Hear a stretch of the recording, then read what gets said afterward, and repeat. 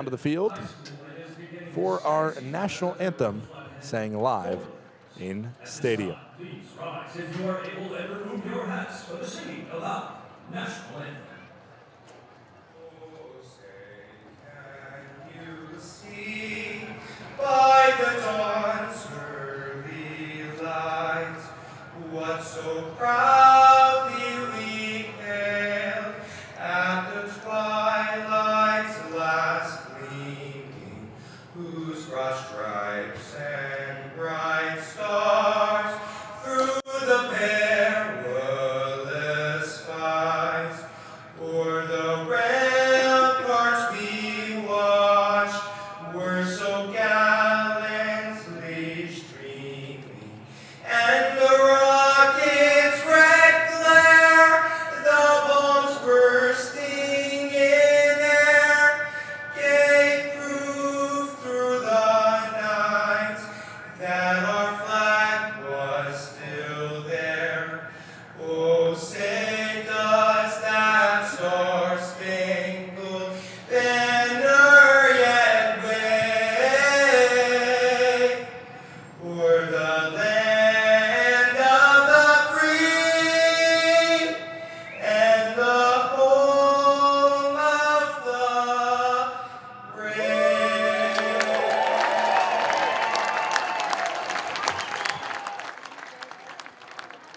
National anthem sang live in stadium. Happy to have you with us. Sorry for the late dip in here on YouTube, but we got you before first pitch, so happy to have you with us as the Range Riders and the Oakland Ballers coming up from the Flathead Valley. Let's meet our starting pitcher. It is Jonah Giblin. Let's also see the defense around him before we go too deep into Giblin. Julian Sauger is the catcher behind the plate, catching the balls and strike. He was the winning catcher on Sunday's game versus the Great Falls Voyagers. Tommy Rovers over at third base. It is Jacob Steele at short. Logan Beard at second. Carson Garner plays first base. The outfield from left to right, Jake Millen, J.D. McLaughlin, and the red-hot Kyle Ashworth in right field. Jonah Giblin, once again, is the Range Riders starting pitcher, the Week 1 pitcher of the week in the Pioneer League. 2-1 record on the season for Giblin, 4.60 ERA. He has 8 earned runs allowed, 14 strikeouts, and 6 walks. He got a cold night against the Voyagers 1 week ago, last Thursday, where he ended up kind of getting touched for the first time. And so he'll be happy. Actually, that was last Saturday, I believe. Kind of got touched a little bit, so happy to have a nice warm evening here in the Flathead Valley. It's the first ever Thirsty Thursday, and once he throws that first pitch in, the half-off draft beers deal is off. So if you're walking in the stadium right now, better get a little giddy up, because you basically have no time remaining. This is 1 or 2 more warm-up pitches, 1 more warm-up pitch for Giblin. So you better get in line. Maybe they'll hold you out for you. I don't know exactly how that works. But we are just about at first pitch.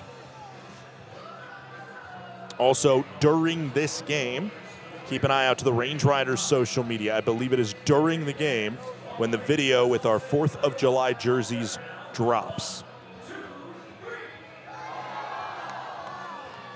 If it isn't already out yet, then that's the formula. Yep. So keep an eye out. As soon as it drops, I'll let you know. Tremaine Cobb to see the first pitch from Giblin. It is a called strike, and we are underway at 6:37 p.m., 68 degrees and sunny here in the Flathead Valley. Beautiful day for baseball from Glacier Bank Park. Foul ball by Tremaine Cobb. Cobb, 283 batting average, 1 home run, 4 RBIs for this Oakland Ballers squad. The Ballers did not bring back a ton of players from their inaugural season roster, but from last year, they brought back a little bit more. Cobb was one of them. Pitch misses downstairs, 1 ball and 2 strikes. Reminder of the top of the order, due up here, Cobb, Santos, and Ibarra. Swing and a miss. Giblin punches out Cobb on 4 pitches. And there's 1 down in the top of the first.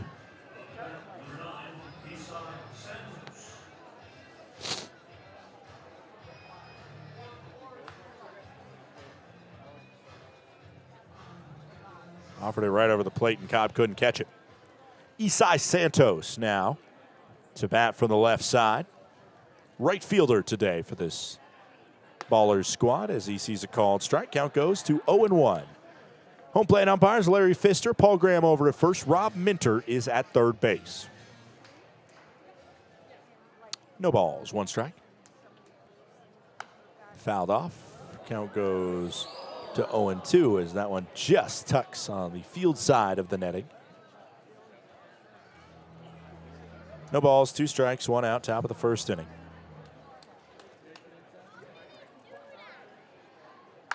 As this one swung on, out to left field. Moving over is Millen, and it will go off the base of the wall.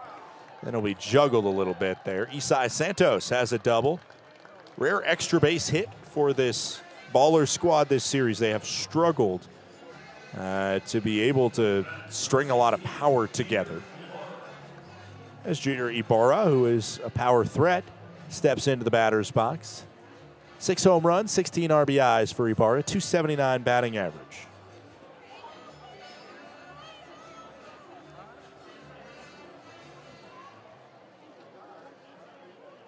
One out. Runner on second now. Scoring opportunity in the early going for this Baller squad. There's a call at the bottom of the zone, and the count goes to 0-1 on Ibarra.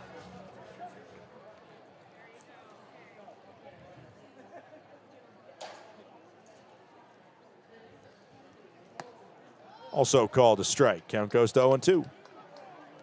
Good placement on both of those pitches by Giblin to get those calls and work himself ahead 0-2.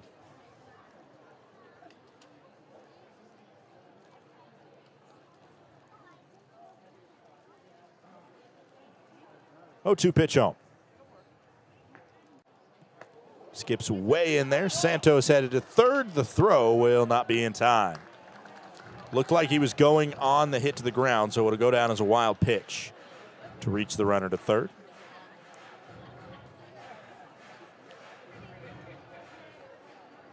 That double by Santos was only the second extra base hit of this series for Oakland. Now they have an RBI opportunity in the early going. The 1-2, 1-out pitch from Giblin, cut on and missed. Ibarra struck out, former Washington Husky who finished his career at the University of Michigan. And now Jake Allgaier has an RBI opportunity. The switch hitter, another returning player, originally from Channahon. Probably mispronouncing that, Illinois. Channahon or Channahon. 2 outs, top of the first inning. Pitch coming into Allgaier. Outside, 1-0. Baller squad in general in this series has batted .209. I mentioned that double by Santos was just the second extra base hit. The other one a double as well. The 1-0 into Allgaier. Over the plate, 1-1. Didn't love it. The call did Allgaier. He took a second, thinking that one might have been a little bit outside. 92-mile-per-hour fastball. 1 ball, 1 strike, 2 outs into Allgaier with Santos creeping on third. Swing and a miss. 1 out double in danger of being erased if Giblin can walk out of this situation. With runners in scoring position this series, the Ballers are 1 of 4 in their 4 at-bats. Now 1 of 5, actually, if you include the 0-for-1 Ibarra has. The 1-2 pitch, swing and a miss. Tag applied by Sauger, and Giblin gets out of it. The Ballers stay 1 for 6 with runners in scoring position this series. We head to the bottom of the first as the Range Riders, thanks to Giblin striking out the side, head up to bat 0-0.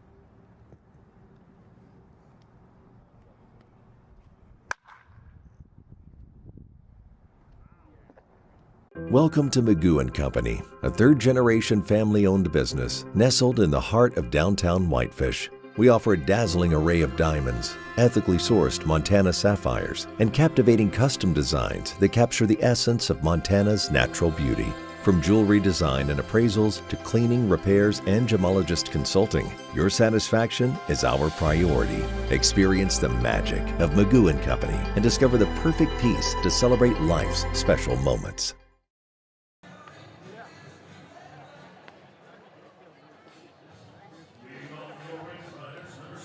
Welcome back. It's the bottom of the first inning. Let's go over the defense for the Oakland Ballers. As we see J.D. McLaughlin step up in a moment here. It's Poss behind the plate. Allgaier over at third. Cobb is the shortstop. Leahy at second base. Ibarra at first base. The outfield from left to right is Blythe, Druick, and Isai Santos in right field, who was just stranded on third base after a great job by Jonah Giblin to pitch out of the mound. And now we get the funky set of C.J. Blowers, left-hander, who just fired that one away from the zone. I don't know how well you can see it in the center field camera, but Blowers, before he sets and gets into his windup, as that one misses inside, he holds his hand forward, his right hand, his glove hand, with the ball in it, like he's presenting, the king with a goblet or something. I don't even know how to describe that. Missing upstairs. Count goes to 3-0 from Blowers.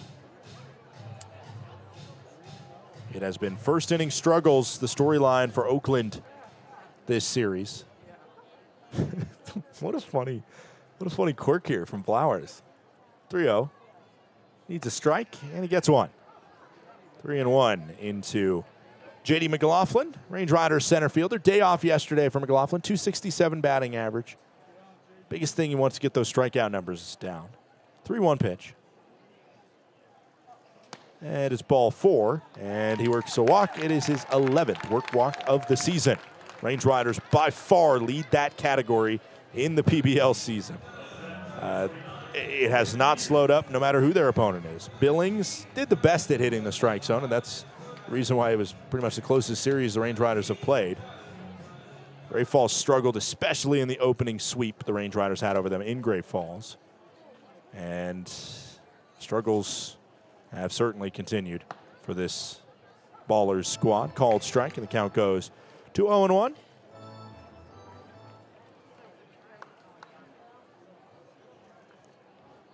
On Logan Beard. Logan Beard also the day off yesterday.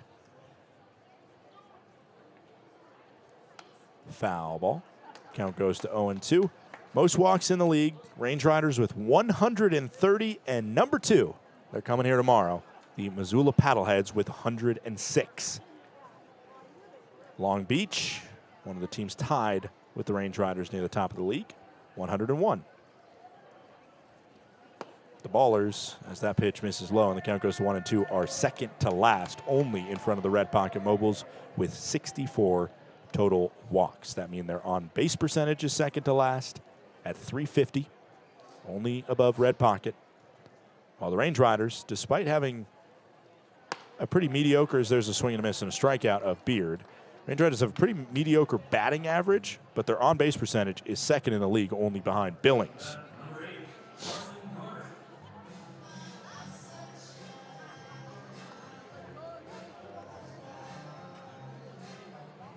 Strikeout of Beard brings up Carson Garner, runner on first in McLaughlin with 1 out. Nick Poss behind the plate. Look out for a possible steal attempt from McLaughlin. Good wheels over there. Hit over through the left side of the infield. Base knock by Garner. Fastball comes in only about 87 or 86 miles per hour from Blowers. He's not going to blow it by you. And that's going to be the biggest sticking point here. Is you see this one just came in at 86 fastball, and once guys figure kind of that out and adjust themselves to see a slower fastball than they're used to, you can certainly open the door. Blowers, a 6.75 ERA in 2 starts, 10 2/3 innings, has 8 earned runs. There's a called strike into Jake Millen, batting with from the right side today. 9 strikeouts, 5 walks. The strikeout of Beard was his 10th. Opposing batters hitting just .293 against Blowers.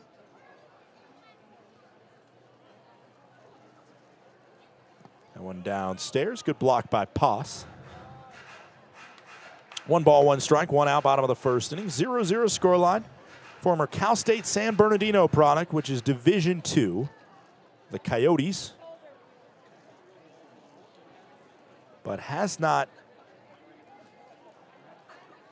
been in college baseball since 2019. Blowers. One of the older players in the league, C.J. Blowers. At age 29, by the end of the season, in the last month, September 21st, he will turn 30. Only about a month and a half before I turn 30. So, got me by just a little. 2-1. Up and away. Count goes to 3-1. After finishing up his collegiate career, he did not play in at least a league that is one of the major independent leagues or affiliated ball until 2024. That's 5 years off from the game, when he appeared to made 5 starts for the Ottawa Titans of the Frontier League and was absolutely gnarly. Had a .87 ERA. There's a ball outside, and it's a walk with 1 out. Donovan Ratfield, the designated hitter for the Range Riders, steps to the plate. So it's 2024, where he made 5 starts for Ottawa and allowed 3 earned runs, 8 runs total, had 16 strikeouts in 31 innings, far from a power pitcher. And last year in Joliet, in 17 starts, he had a .271 ERA. His numbers have been phenomenal in terms of what you look at. That one almost hits Ratfield, and the count goes to 1-0. The thing is, your defense has to play behind him, because in 93 innings last year with the Joliet Slammers, he had 53 strikeouts. That's about 1 every 2 innings. The 1-0, 1 out pitch into Donnie Rat. A called strike. Count goes to 1-1.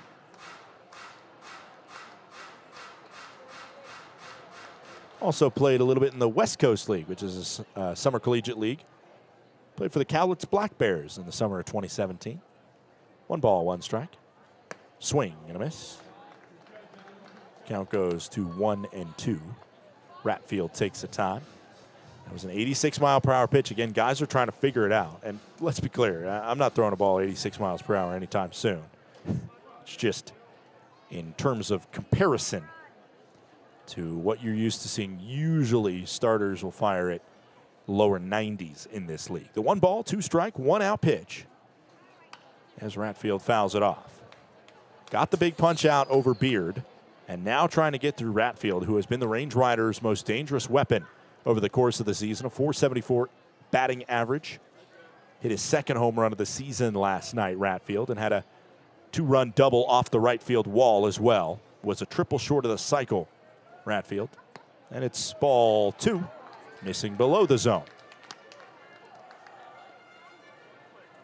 Last night, I got some clarification. There was a warning issued to Aaron Miles, from what I heard, based on him telling his batters to challenge the strike call, ABS challenge it. As that is called strike 3. Home plate umpire is liking that inside pitch. He gave it to Giblin, and now he gives it to Blowers, much needed, because that should have been ball 3. Instead, Steele comes up with 2 outs as it's a punch out looking. It's one of those situations that if it's 3-2, I'm hoping Ratfield's challenging him, because he knew it was a ball. 2 outs, bases loaded. Range Riders don't want to let this opportunity slide. They want to jump out again, as a big cut and a miss from Steele makes it 0-1.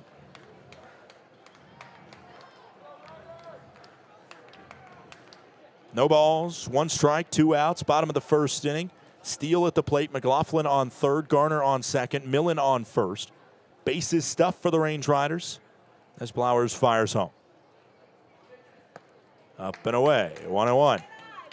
Biggest question on the other side, as the Range Riders, their question is, can they take advantage of this bases loaded opportunity? They've stranded the bases loaded already too many times to count this year. On the other side for the Ballers, it's can they put a goose egg up in the first inning? They have not done it yet this series, and they've not done it a lot this season. The 1-1 into steal. Ball below the zone. That ball drops off a shelf. A lot closer to the zone than really the catcher Poss made it look.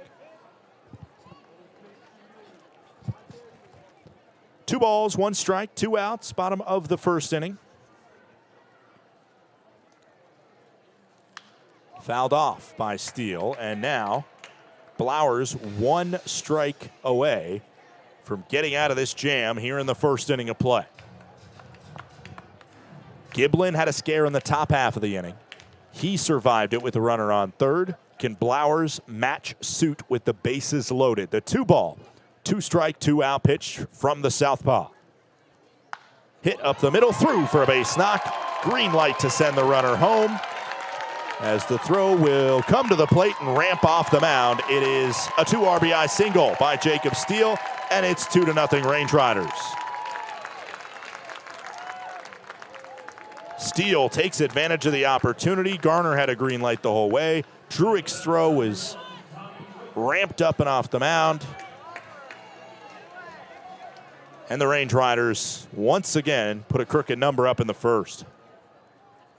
The Ballers once again allow it as Tommy Rover to the plate.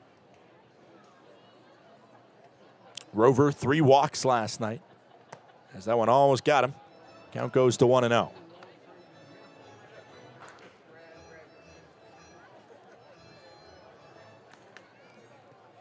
1-0, 2 out pitch, bottom of the first inning.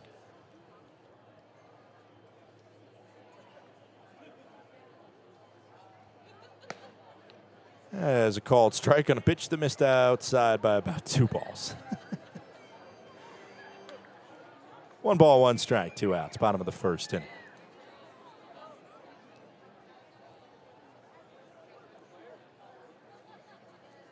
The 1-1. Also called to be in the zone. Oh, man, it's a big strike zone tonight. Pitchers should like that. The 1-2, 2 out pitch, bottom of the first, 2-0. Glacier leads with runners on first and second. Rover to see the pitch.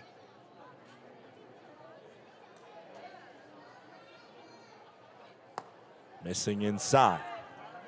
Almost popped the kneecap of Rover, the switch hitting third baseman today. Sauger waits on deck if we get there. Ashworth in the hole, who has been absolutely lights out this series. 2-2. Swung on, broken bat, flared through on the left side, through into left field, and no throw will come. A broken bat shard interferes with Allgaier and Cobb, who were both going for it. Nobody got it. It didn't touch a glove. I don't think it's an error. It's an RBI single for Rover, and the inning continues. And can it get any worse for the Ballers? Wow. Take a look back at this one. I don't think I've ever seen a shard go that close to those guys over there, and clearly it affected how they were trying to deal with that one. Wow. 3-0 Range Riders. The funkiest RBI single you'll ever see. Millen stopped at third because he said there's no way that I'm being given a green light here, as Sauger sees a pitch down low, and the count goes to 1-0. Julian Sauger switched up the walk-up song. Can that be the antidote to his 0 for start? Just trying to break out of that, get his first professional hit. 1 ball, no strikes, 2 outs. Bottom of the first inning. Steele now on second, Rover on first after the RBI single. That's a ball outside. Count goes to 2-0 for Julian Sauger. This inning continues in the wackiest of ways. This series has given us a lot to write home about. The floater misses. It's 3 balls and no strikes to Julian Sauger. 1 ball will put Kyle Ashworth to the plate with the bases stuffed. Ballers don't want to see that, as Aaron Miles is up to the top step now, walking down the steps. Kind of fidgety as he is watching the same movie on repeat for a third straight night. Take all the way and finds the zone at 85 miles per hour. Blowers slowed it up to make sure he met. 3 balls, 1 strike, 2 outs into Julian Sauger. Former Shorter University Hawk. Hitters count. Sky high, shallow right field. Leahy looking back at it, and Leahy makes the grab. A late adjustment for things to get a little sketchy on. Range Riders tally 3 in the bottom of the first inning, thanks to a 2 RBI single by Steele and a funky RBI knock by Rover. We head to the second, 3-0 Range Riders. When injuries occur, it can feel like your goals are out of reach. I'm Dr. Karen Purser, an orthopedic surgeon and sports medicine specialist at Logan Health. If you injure a joint, muscle, or bone, our orthopedics and sports medicine specialists are here to help. Our highly specialized surgeons, clinicians, and physical therapists offer innovative treatments and the latest minimally invasive procedures to help you recover and return to activity faster and stronger so that you can reach your goal.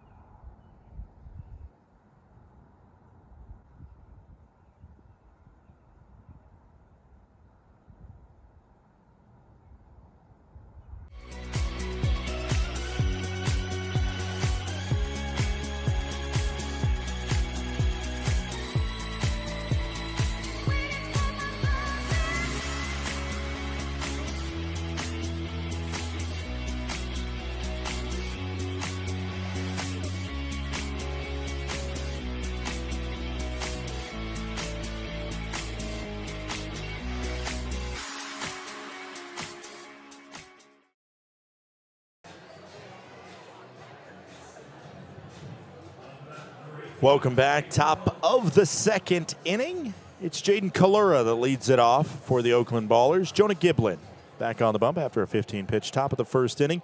Breaking news, ladies and gentlemen. The 4th of July jersey video has just dropped.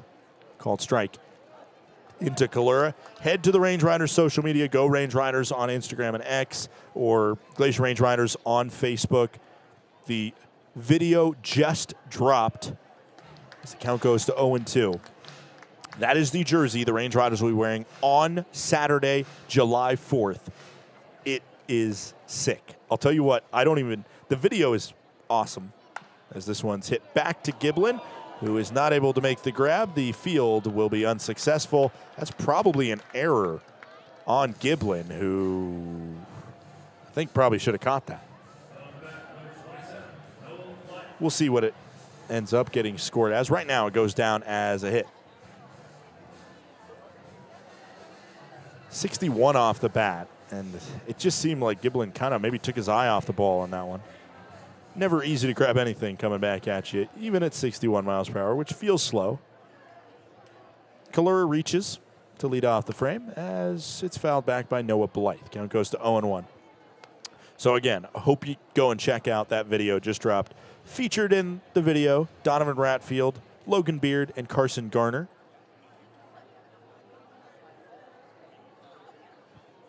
If you're wondering, it's kind of a parchment color jersey.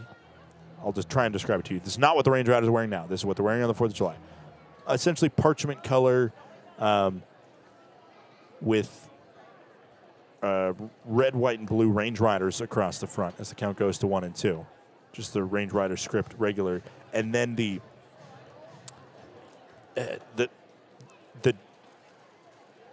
script on the jersey, I don't even know how to describe it. I need another month. It's 1 month from today when the 4th of July jersey will be worn on the field. You just got to go check it out for yourself. They are on sale in the stadium right now, so you can go see it in person too. Down there. 2 balls, 2 strikes. Pitch coming into Noah Blythe. Late swing and a miss. One gone, top of the second.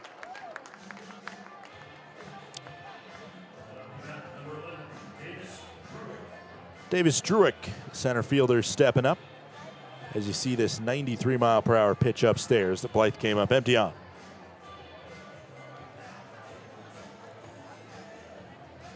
And by the way, I am very much clarifying that the Range Riders are only wearing the jersey that is dropped on the social media now on Saturday, the 4th of July, as this one out to right field will find Kyle Ashworth for a one-pitch out of Davis Druick. On Friday, the Range Riders are wearing a different specialty Independence Day, Independence Weekend America 250 jersey. And on Sunday, the Range Riders are wearing a unique Independence Weekend jersey. Those are yet to come. And I'll tell you what, I know what they look like. And you're going to like them. First pitch in, hit on the ground to short, where Steele will field and throw for out number 3. After a little bit of flub, Giblin probably could have had that play at first. It's all for naught as we head to the bottom of the second. Range Riders, a quick 10-pitch inning. It is 3-0.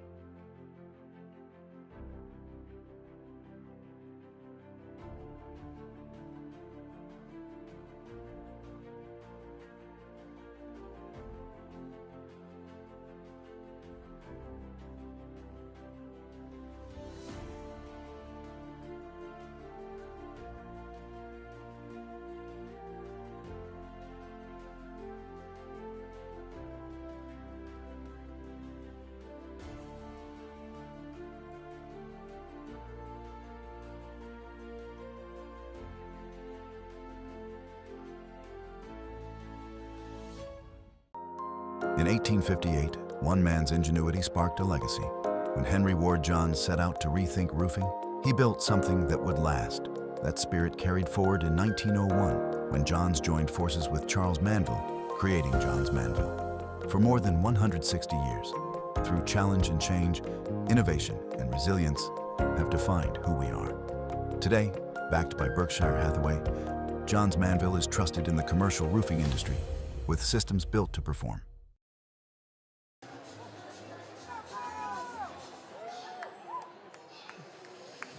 Number 9 batter Kyle Ashworth steps to the plate here in the bottom of the second inning to face off against Blowers, who's on 36 pitches through 1 frame. On the other side, Giblin has 25 through 2 frames.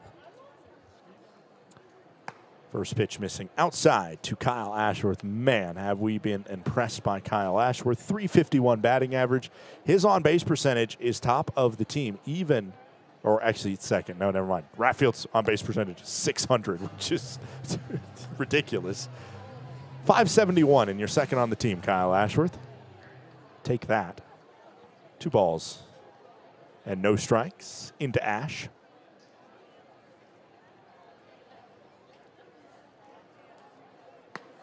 Make it 3 balls, no strikes.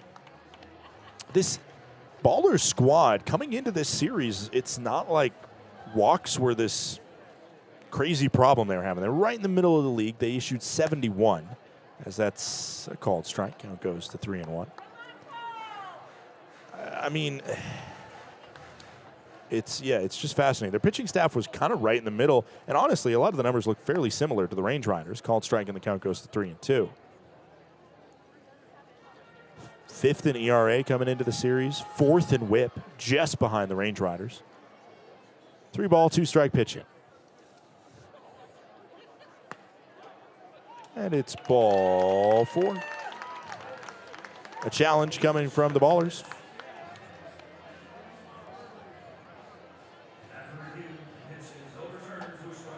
And Kyle Ashworth has to bite the bullet on that one. That's tough because the 3-0 pitch, if he would have challenged it, would have walked him to first.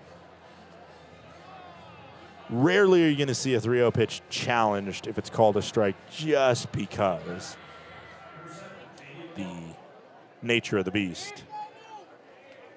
You don't want to get that one wrong. This is a ball inside. Count goes to 1-0 on JD. JD walked in the first inning. 3-0 Range Rider lead here, bottom of the second.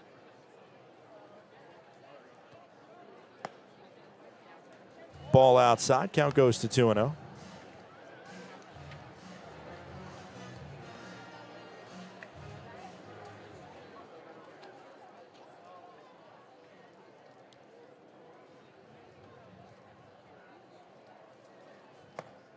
Bluff of the bat, and they called it a ball. Count goes to 3-0.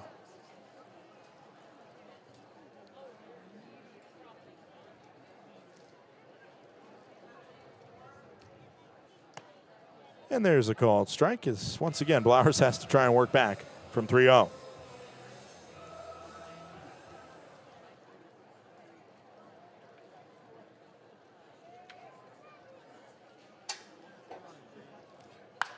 This one hammered into right center field, and it's got legs under it and will trickle all the way to the wall. J.D. McLaughlin holding it second.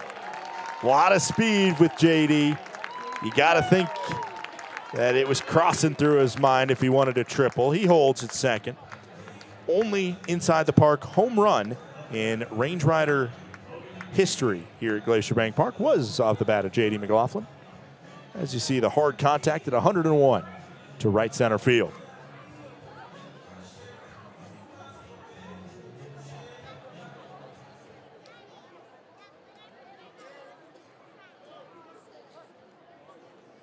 Up comes Logan Beard, 0 for 1 with a strikeout, Beard.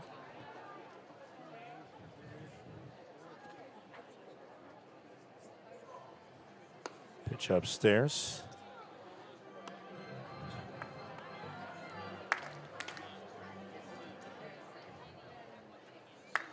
The 1 ball, no strike, 1 out pitch, bottom of the second inning.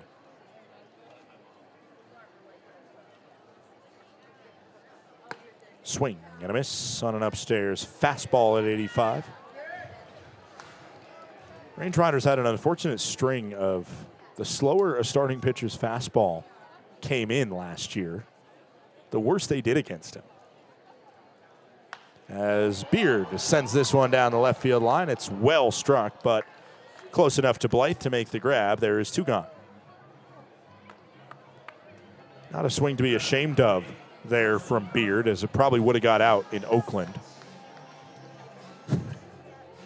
It's listed at 287, that fly ball, so maybe not, but you never know. That's right about where that left field fence is at Raimondi Park. Carson Garner 1 for 1 with a single through the left side. Flip of the hips, but the bat didn't come through. Count goes to 1 ball and no strikes.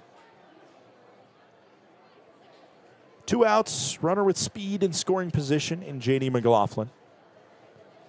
Great crowd out here tonight on this thirsty Thursday. 1-0.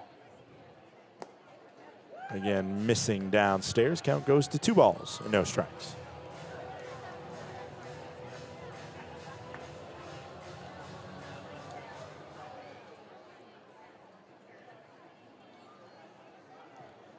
The 2-0 pitch, 2 outs. Into Garner. In the zone. Plenty of action happening around the league tonight. Hopefully they're getting good weather everywhere else, as we got great weather here. In the bottom of the second inning, Voyagers not doing the Range Riders any favors. Mustangs already lead 4-0. Ball inside, 3-1. Boise and Missoula are in the 3rd inning in their 3-game set. The decider, and it's 0-0, Hawks and Paddleheads. Ogden Raptors lead the Idaho Falls Chuckers 3-0 at Melaleuca Field in Idaho Falls. 3-1 pitch in. Swung on. Sky-high fly down the left field line. Rooting for it to go fair. Will it go fair? Will it be caught? It is caught for the out right at the fence. Not true home run robbery, but that one couldn't have gone much further. He just sent it too high. Carson Garner was that close to his second home run of the season. Instead, McLaughlin stranded on second, and it's a 3-0 scoreline as we head to the third.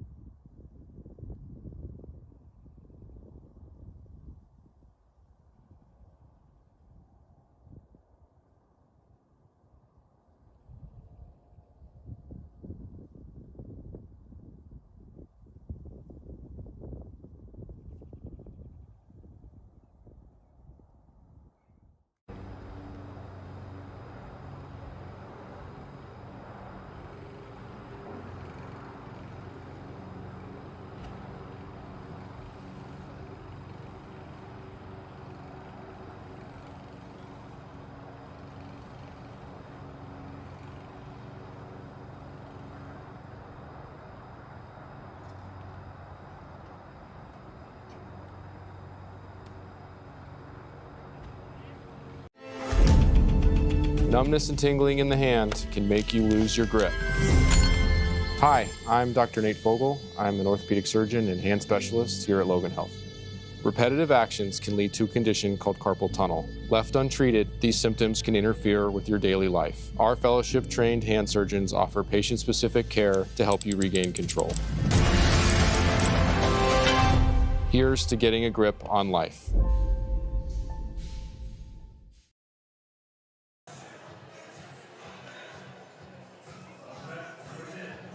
Welcome back. It's the top of the third inning. Range Riders lead the Oakland Ballers 3-0.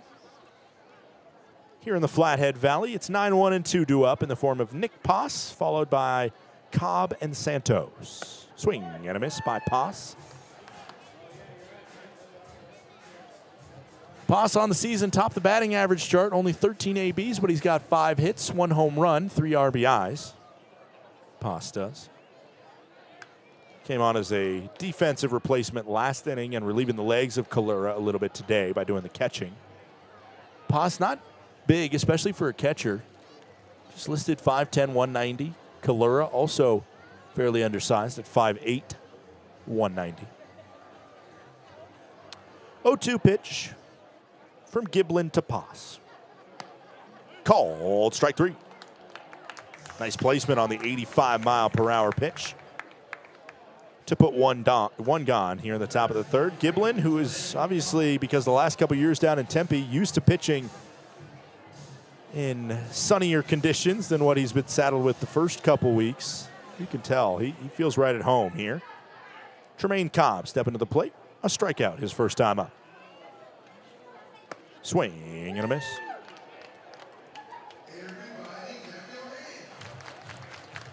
'93. Right at the top of the zone, the 0-1.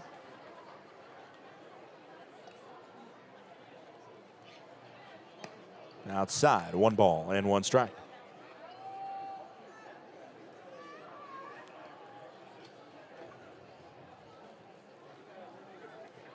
Ladies and gentlemen, we're officially 1 week away from the start of the World Cup. That one misses inside. June 11, 2026, the World Cup begins. Partially in the United States, mostly in the United States. Mexico and Canada get a few games as well. As this one hit on the ground and just beyond Tommy Rover at third. Cobb reaches on the single. And now a dangerous runner over there with 10 stolen bases on the season.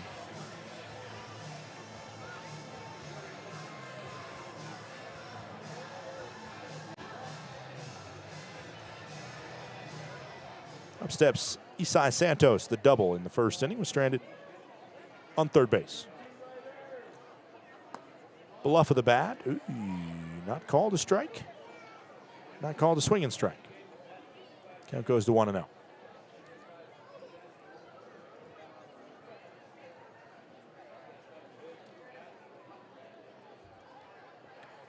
Pick off over to first by Giblin, who is well aware of Cobb's speed.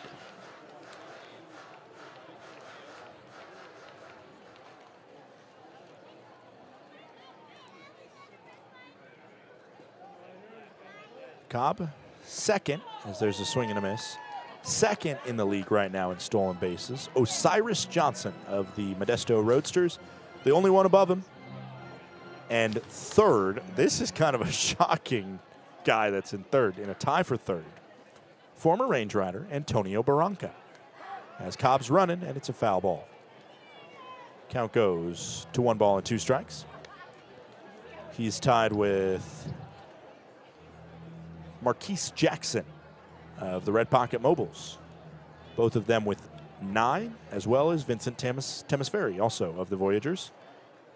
Tied all for third in the league. 1 ball, 2 strikes, 1 out, and it misses outside. Runner on first is Tremaine Cobb. Batter at the plate is Isai Santos. Who's been caught the most this year? That's what I really want to know.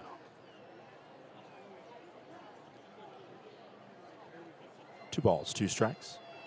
Hit on the ground towards second. Logan Beard fires for 1. The throw to first. Safe, just in the nick of time. Fielder's choice, 4-6 in your scorebook is what it goes down as. As you just see this one beat out over at first as we look back.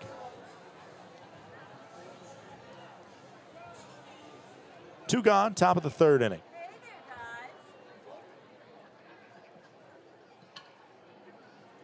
Up to the plate is Jeter Ibarra, who hits it up the middle. And Steele will have the throw to first, on target, on time. Out number 3, and we head to the bottom half of the frame. Range Riders up by 3.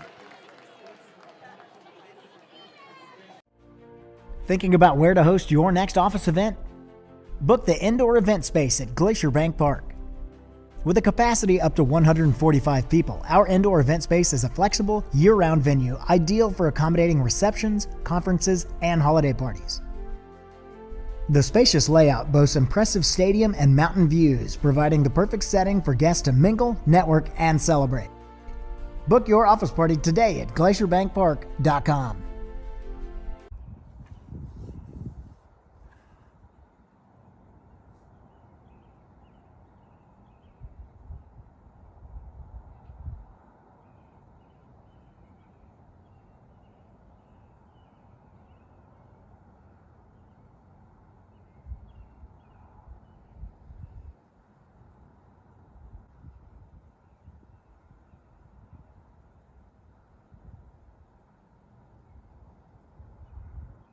Innovation has always been at the core of Johns Manville. From advanced testing labs to real-world job sites, we rethink what roofing can deliver.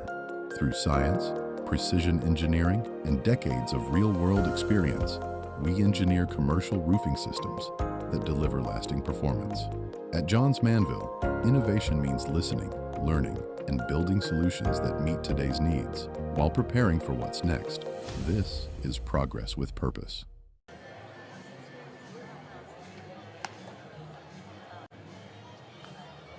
Bottom of the third inning, the Range Riders lead 3-0 over the Oakland Ballers here on this gorgeous Thursday night in the Flathead Valley. It's starting to feel like summer, and I hesitate saying that because, you know, Montana's going to be Montana. But as of right now, weather conditions for the rest of the evening seem good. Tomorrow night should be great as well. High of 69 and sunny. That takes us into Saturday and Sunday, which look to cool off a little bit. But Saturday, Montana Army National Guard night.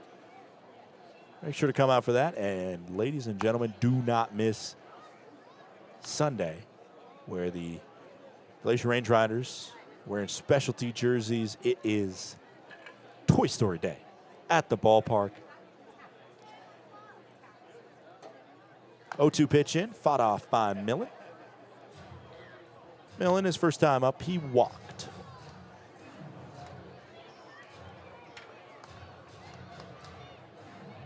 Man, I gotta watch Toy Story 1. That's like my homework assignment. I gotta get to that, just to be prepared. Maybe I'll do 2 as well. I don't know if I can watch all 4. That'd be a lot because I only got so much time. Obviously, I spend most of my time at the ballpark here. Millen powers this one to left center field. Drifting over is Druick.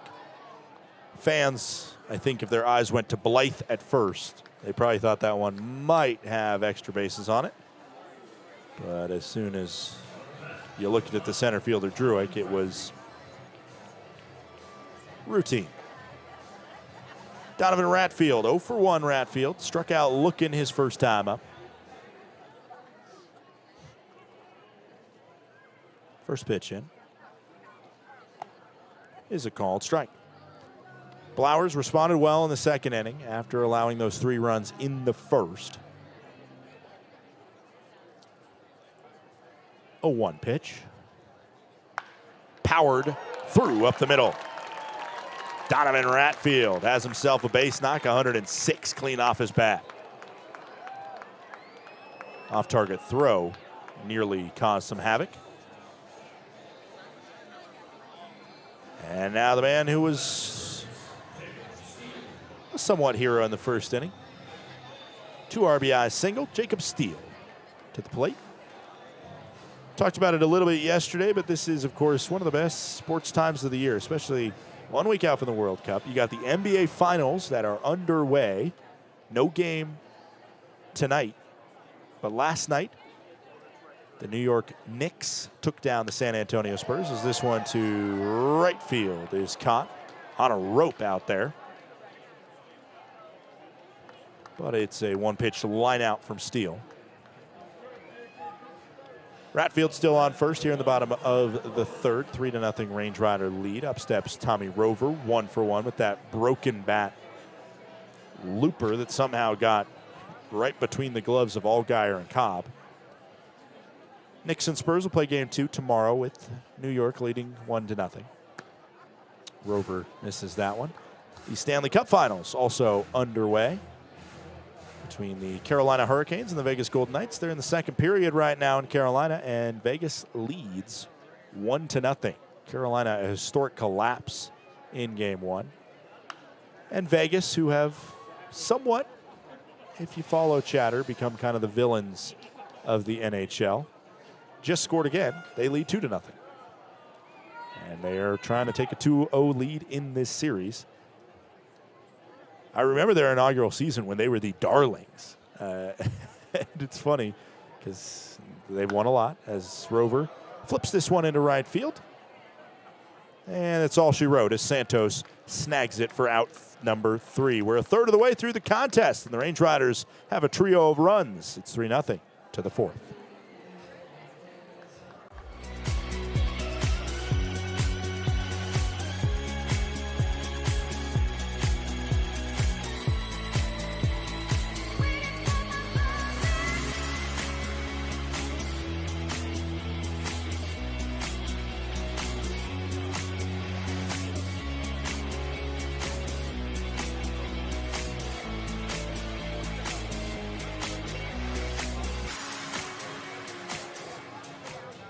Welcome to Magoo & Company, a third-generation family-owned business nestled in the heart of downtown Whitefish. We offer a dazzling array of diamonds, ethically sourced Montana sapphires, and captivating custom designs that capture the essence of Montana's natural beauty.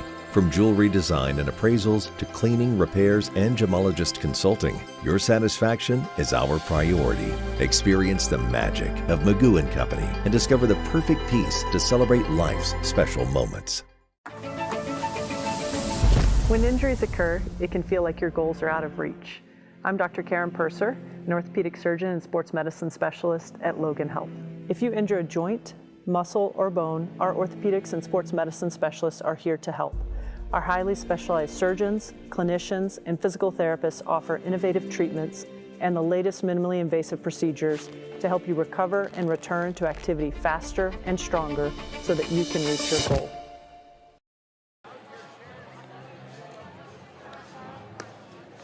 Range Riders with a 3-0 lead over the Oakland Ballers through 3 here in the Flathead Valley.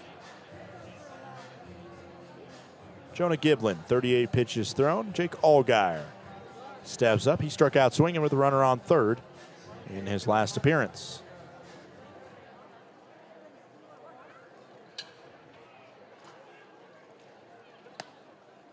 Called strike to start off the AB from Allgaier.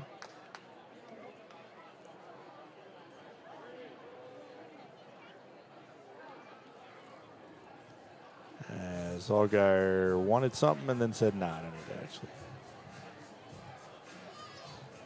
Mentioned NBA Finals, Stanley Cup Finals. We also got Super Regionals happening in the college baseball world. Cal Poly heads to West Virginia after they outlast St. Mary's in the regional final in LA. There's a called strike, counts 1 and 2. Kentucky, if Kentucky would have won, Cal Poly might have hosted that Super Regional. And a San Luis Obispo Super Regional would have been rocking, would have been fun. 1 ball, 2 strike pitch. Downstairs, 2 and 2. Instead, West Virginia, which also did have some of the great scenes of the weekend. Can't pass up on a couple thousand people singing Take Me Home Country Roads.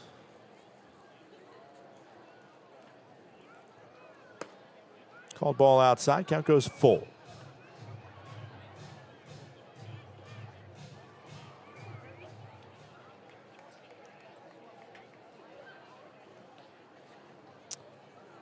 Three balls, 2 strike pitch in. Got a piece of it, flared foul. Troy is hosting a Super Regional as well. They'll host Little Rock starting tomorrow. Little Rock was a 4 seed that won the Hattiesburg Regional, while Troy, as a 3 seed, took out Florida. Beat them out of the losers bracket, leadoff walk, Allgaier aboard.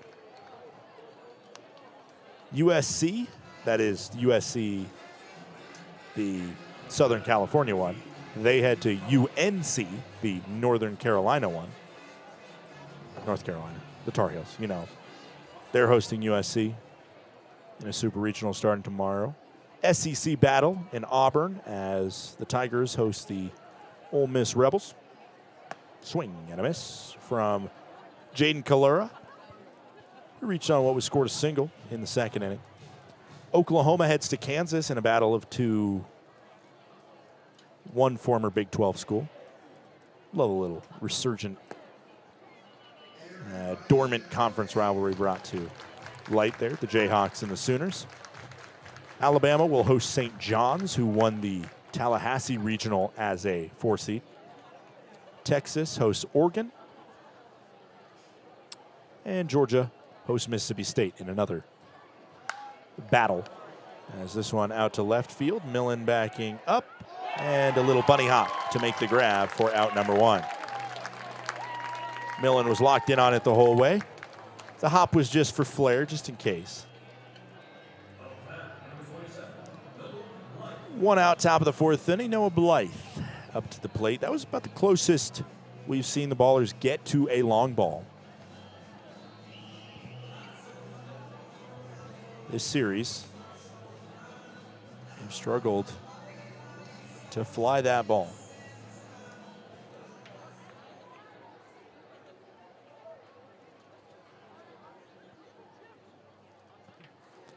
One out runner on first. This one into shallow right field.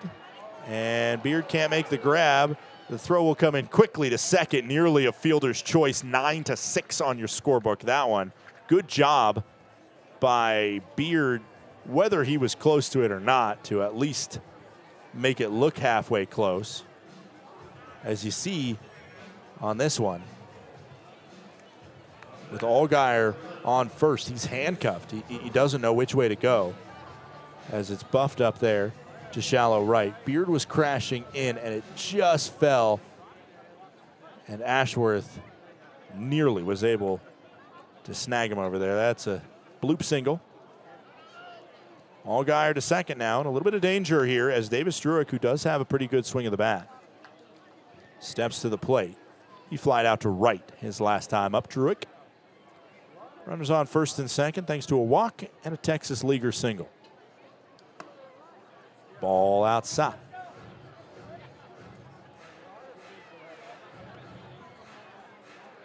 2 balls and no strikes to Druick, who's batting 125 and only 8 at-bats. Technically, that's down to 111. He's 1 for 9 after going 0 for 1 today. Called a strike on the outer cut. 2 balls and 1 strike.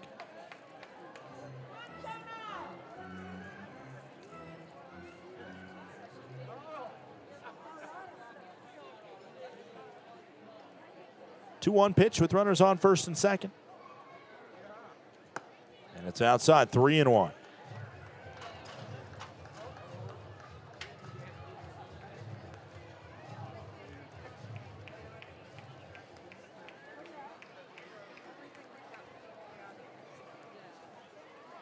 A ball would load the bases up with 1 out for Nick Leahy. And it is ball 4. And 2 walks this inning and a bloop weak contact single have given the Ballers an opportunity here with the bases loaded. Conversation coming between Sauger and Giblin. Probably just telling him to trust his stuff. Nick Leahy is 0 for 1 today. He grounded out to short. If he did something similar, it might be exactly what the Range Riders need. Possibly a drawn up 6-4-3 double play if he did the same thing. 1 out, bases loaded, 3-0 Range Rider lead here, top of the 4th inning. Allgaier on third, Blythe on second, Druick on first.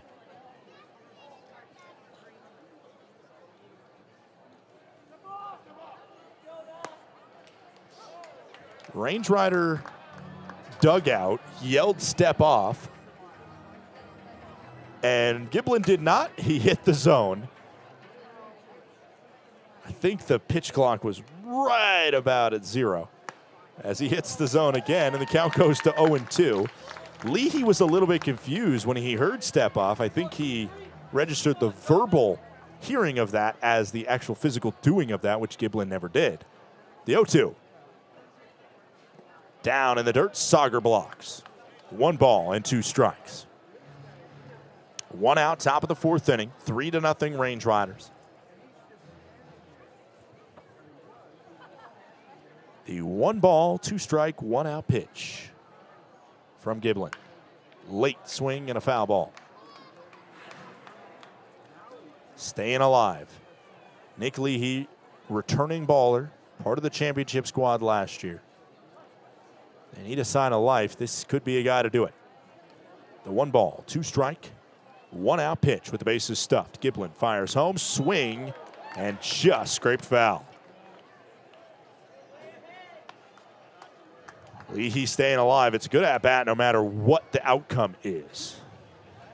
But the moral victory is kind of out the window for the Ballers, who need some production here. 1 ball, 2 strike, 1 out, top of the 4th inning. Pitch home, another foul ball.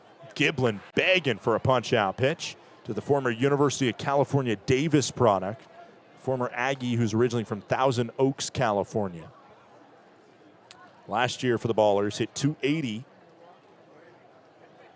Brought in 48 runs. The 1 ball, 2 strike pitch once again. Hit on the ground towards third. It is foul again. The tension continues to hold at Glacier Bank Park. 1 ball, 2 strikes, 1 out. Allgaier on third, Blythe on second. Druick on first, 3-0 Range Riders, top of the 4th inning. The pitch coming from Giblin to Leahy. Charged up once again, foul ball. There's still 1 ball right now on the scoreboard. 1 ball and 2 strikes. And Giblin's been missing the zone with a handful of these. Leahy has had great bat-to-ball ability to just stay alive in this long at-bat. The 25th pitch of the inning, the 1-2. Hit on the ground towards second, excuse me. And it's fielded by Beard and fired to first for out number 2. The leadoff walk of the inning comes around to score. Allgaier crosses. And are we getting to pinch somebody? Yeah, we are. Cam Buford's going to come in. And this It's an interesting decision here. Buford with the day off. Poss is the team's leader in batting average, which it's a small sample size. I get it. But Poss, told to walk back to the dugout, likely will come out and play catcher as we see an eagle fly overhead. Maybe that's a positive sign here before the battle between Buford and Giblin. A pinch hitter to bring in Buford. This will be his only at-bat of the contest, likely, because the catcher Poss will come back in. I would love to have a mic in the brain of Poss right now. He's probably pretty frustrated, coming in with the top batting average on the team at 385 and being told that this AB isn't for him. Foul ball. Let's see if it works out for head coach Aaron Miles. First pitch was a ball, then it called foul. Then you don't need to call a foul. A foul's a foul. 1 ball, 1 strike. Upstairs, 2-1. Giblin's biggest inning in terms of workload yet. 29th pitch of the frame in a 3-1 scoreline. RBI ground out, scored a run. Pitch into Buford. Swing and a miss. Count goes to 2-2. Blythe on third, Druick on second. Base knock could equalize this game, or Giblin could be able to escape the jam with just 1 across. 2 balls, 2 strikes, 2 outs, and it's in the dirt. 3-2.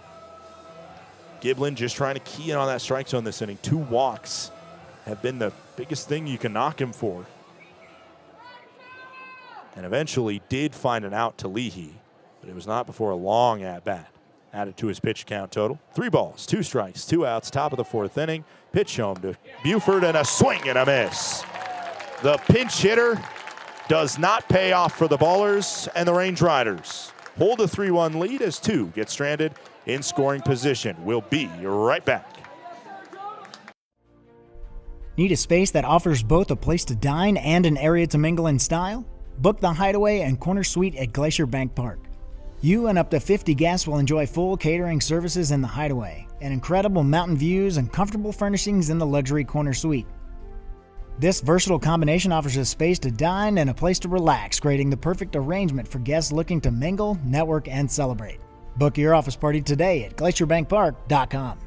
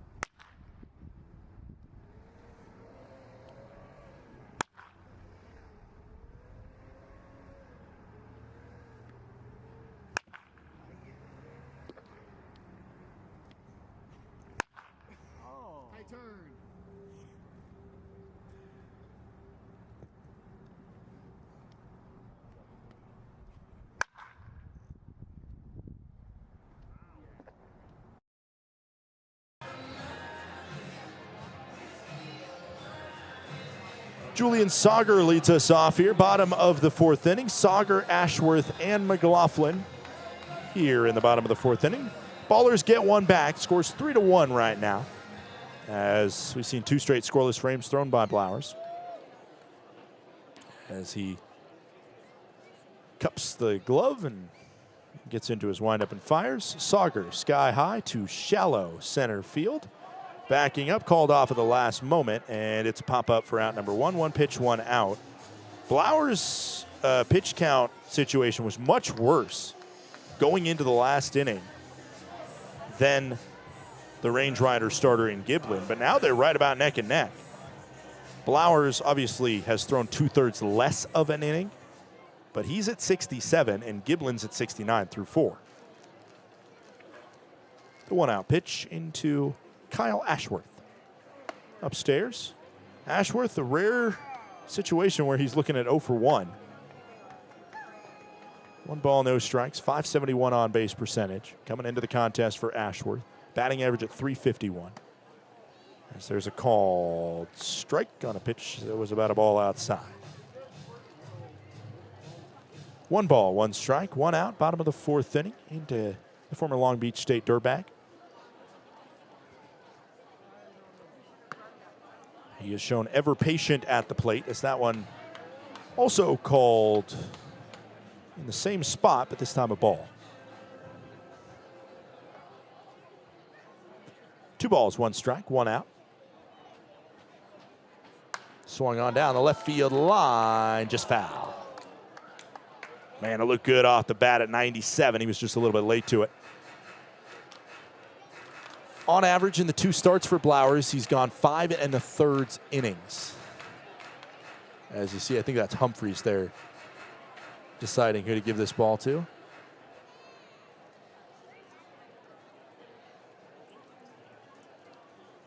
Scratch that. That's Will Maynard down there. I was looking because he had the left hand, and I knew it wasn't Jared Ingman.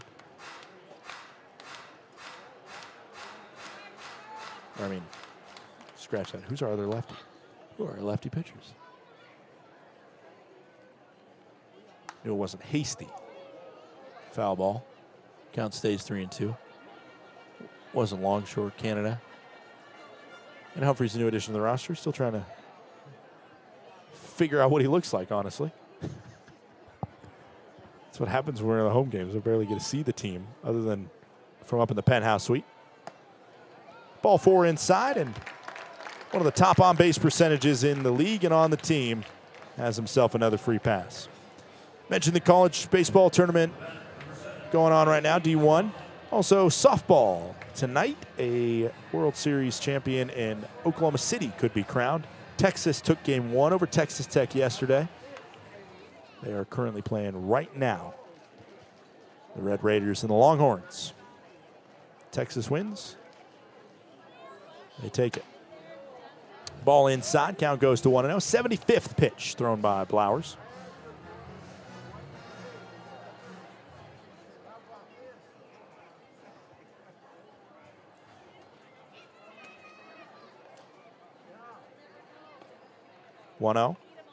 Ashworth always has this one into shallow left center field. Will be down for a base knock. Ashworth booking his ticket to third base. The throw comes into second base, and McLaughlin caught. Trying to stretch that into a hustle double. It's a single by McLaughlin, but 2 outs will be on the board.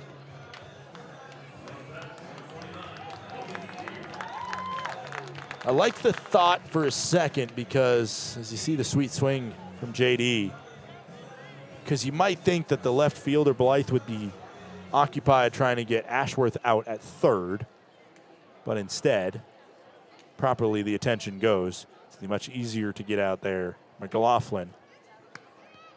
Logan Beard sees the pitch down low.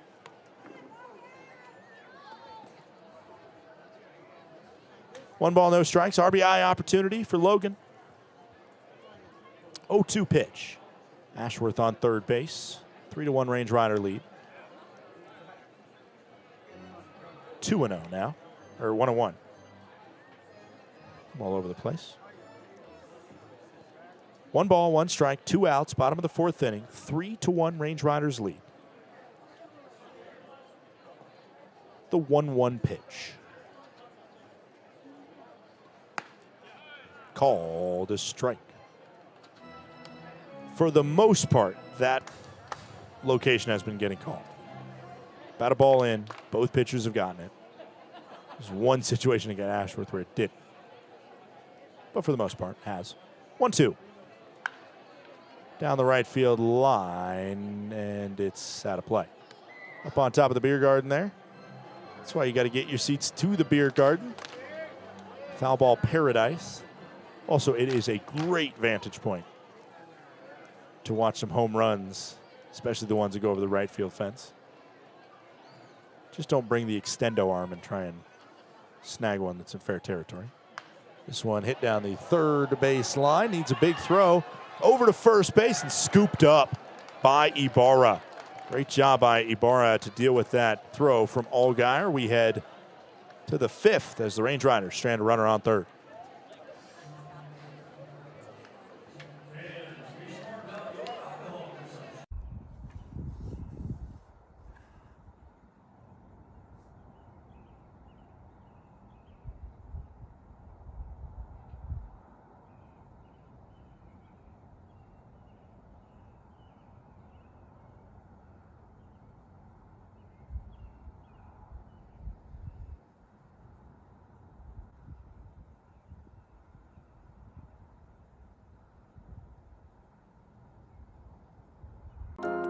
At Johns Manville, it's always been about people, the people who design the systems, the people who build them, and the people who depend on them to perform every day. That's why we approach commercial roofing with care, collaboration, and respect for what's at stake. Because every roof protects more than a building. It protects people, livelihoods, and peace of mind. That's the responsibility we stand behind. Johns Manville Commercial Roofing Systems.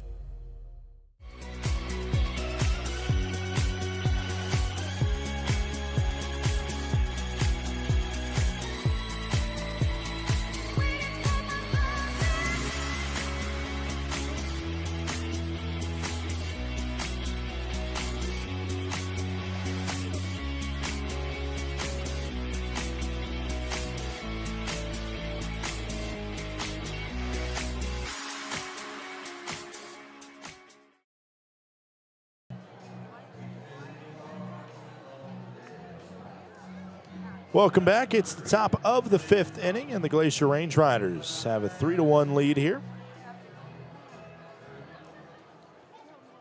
Up to the plate steps Tremaine Cobb to lead off the half inning. First pitch delivered below the zone by about 2 balls and called a strike. Listen, bigger strike zone does mean quicker games. We might be here before the sun even starts to set. Count goes to 1-1 as that one missed outside. Take another look at the league scoreboard. Bottom of the 4th inning in Great Falls, Montana. It is Mustangs 7, Voyagers 1. 2 balls and 1 strike, and it'll be up to the Range Riders, it feels like, to give any loss to the Mustangs this year. They are about to move if they can close that one out. Bottom of the 4th, still early, and this league can surprise you, but that one misses inside, 3-1.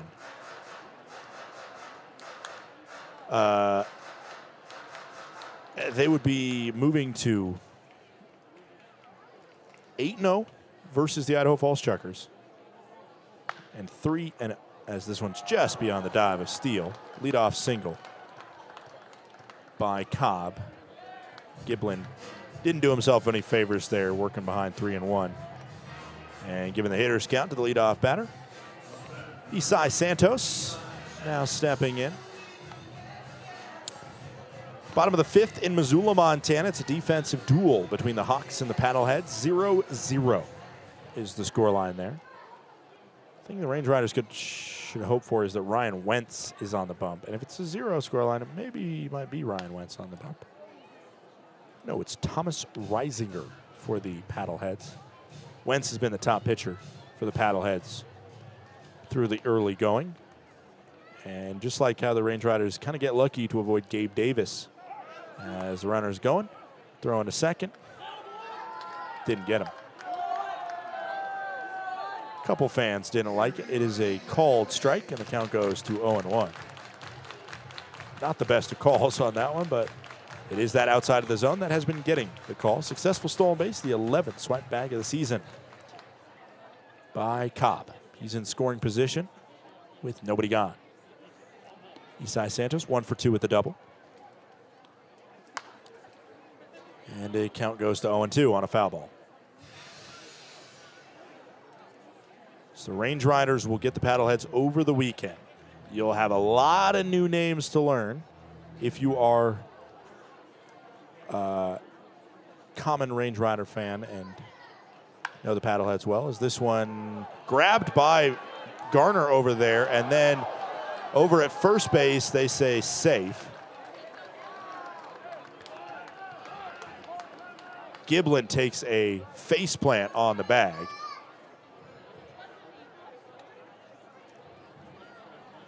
Trainer Rachel Freeman will come out to check on him. Our trainer from Logan Health, Will Oman, also going to check.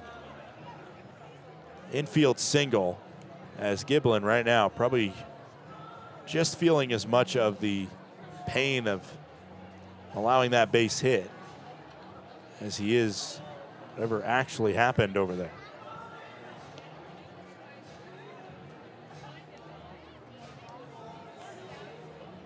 Conversation happening over there with Giblin, who left the last contest in the 5th inning with the trainer.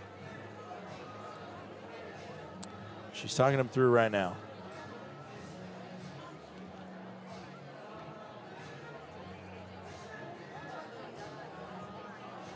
First base coach is in on the conversation as well. I believe that's James Harris over there. I don't know what the conversation would be that he would be a part of it.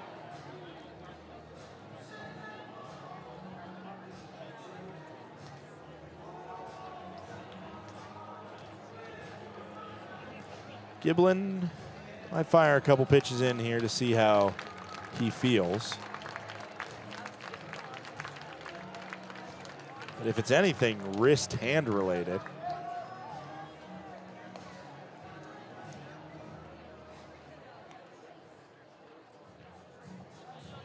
you got to worry about the effect that can have, especially because Giblin's been struggling to find the strike zone the last 2 innings. The walks have put him in some trouble. Fired that first pitch, and at least on that one, it seemed like he seemed somewhat okay.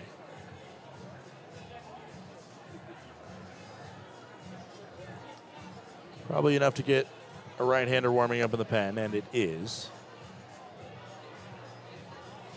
As Will Oman and Rachel Freeman still out there checking on him. Hasn't got the official thumbs up, both from him and Rachel. Sometimes the pitcher's saying, oh yeah, I feel good, and that's all they need. Sometimes it's the trainer saying, oh yeah, you look fine. 0-2, no outs. Giblin wants to work himself out of it. He's saying he's good, and Will Oman, I think, is triple checking with him to say, are you sure? Because long-term health certainly more important than the here and now. And the here and now is runners on the corners with nobody out. Giblin's going to have to work himself out of another jam.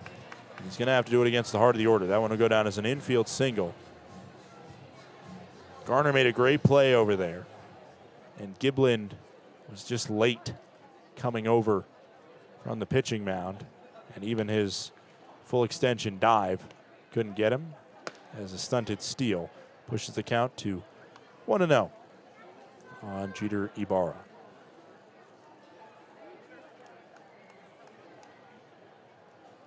Santos on first base, 1 stolen base on the season for him. As no pity from our home plate umpire, who has been loving to expand the strike zone, but as soon as the pitcher is hurting a little bit, and one that should have been called a strike wasn't. 2-0 goes the count. Swing and a miss. It goes to 2-1. Seeing the velo down a little bit from Giblin, who's usually at 92, 93. Probably still feeling the effects of that crash. He's at 90 on that last one. Swing and a miss again.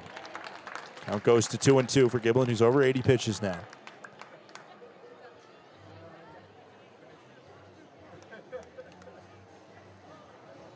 Ibarra at the plate is 0-2 at the strikeout and a ground out. If he puts it into play, though, he would have a good chance to score the runner from third.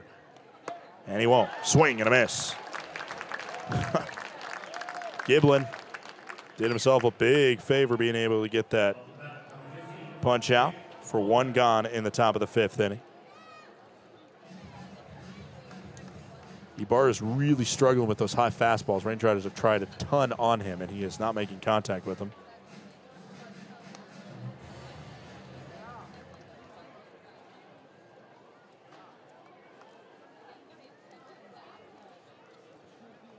First pitch is a called strike. And the count goes to 0-1 on Jake Allgaier, who scored the only run of this contest on the ground out last inning. Allgaier 0 for 1, led last frame off with a walk. Another stunted steal. Count goes to 1-1.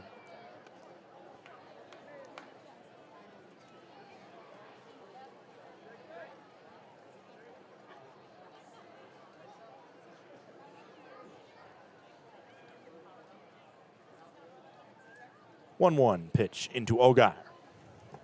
Down low, runners going, and it will give second base to Santos. Seemed like he ran because that ball was in the dirt, so not running on the pitch. Probably goes down to the wild pitch, but maybe he could get a steal for that one. 2 balls, 1 strike, 1 swing of the bat could tie it. It's a called strike and an immediate challenge by Allgaier, who's saying, you can't keep getting away with this. It'll be overturned. And maybe our home plate umpire is questioning, as a whole, his entire strike zone for the first 5 innings.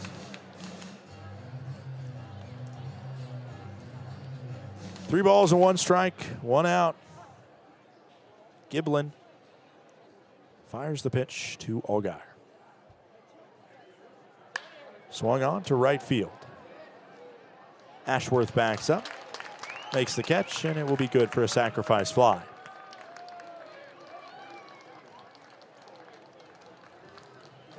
Santos moves to third base, tying run 90 feet away, and Isai Santos. Similar situation to inning number 1. With 2 outs and Santos on third, Giblin was able to walk the tightrope and get out of that one. He's found himself in a load of trouble over the last 2 innings specifically. But he needs to get through Kalura to keep the lead for the Range Riders and get through 5 strong. Probably his last inning of work here. First pitch misses downstairs to Kalura. If he does get out of here with a 3-2 lead, he would be eligible for the win. And obviously get a lot of brownie points in terms of the adversity he faced with the crash and burn at first. Called strike, count goes to 1-1. Being able to stay in this game and give the Range Riders 5 full would be much appreciated. His 90th pitch of the evening, Giblin, and his 21st of the inning with the tying run on third base. Ball outside, 2-1.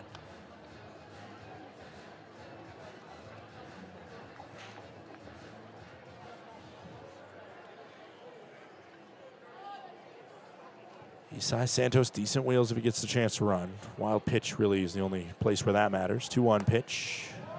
Called a strike. Once again, that ball was off the plate. Our home plate umpire loving the outside strike, and the correct challenge just a moment ago by Allgaier does not change his mind. 2 balls, 2 strikes. And just scrape foul.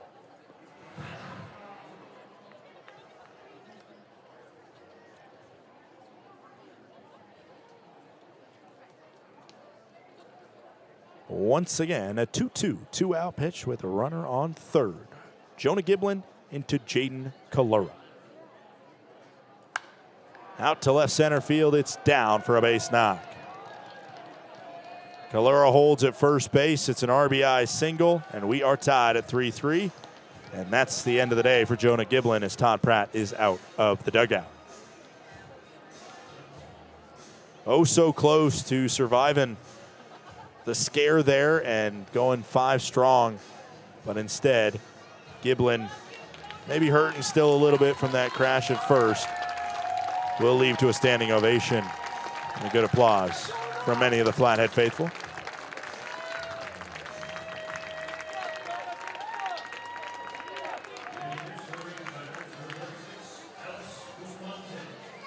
Bustamante will inherit the runner on first in Kalura.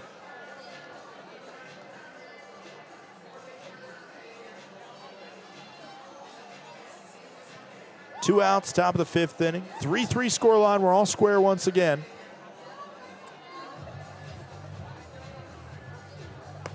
As Bustamante takes over on the bump. Bustamante has been very solid out of the pen. You take out one kind of funky outing on a cold midweek game in Great Falls, and he still has a 5.14 ERA. His sixth appearance, he's gone 7 innings and had 17, scratch that, 7 strikeouts to 5 walks. Bustamante, originally from Tucson, Arizona, former Yankees farmhand. Busta.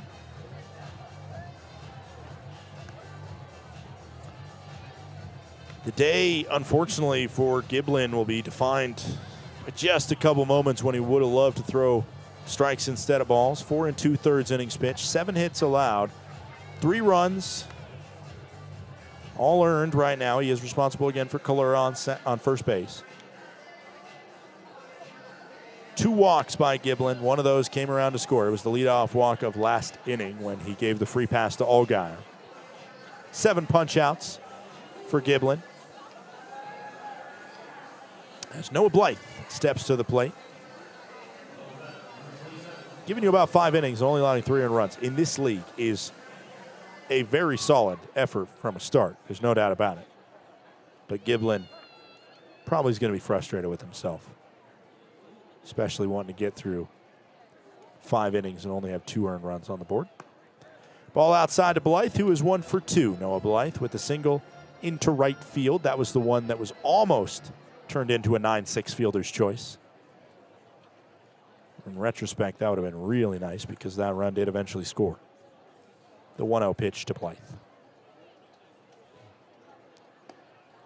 2 balls and no strikes from Bustamante.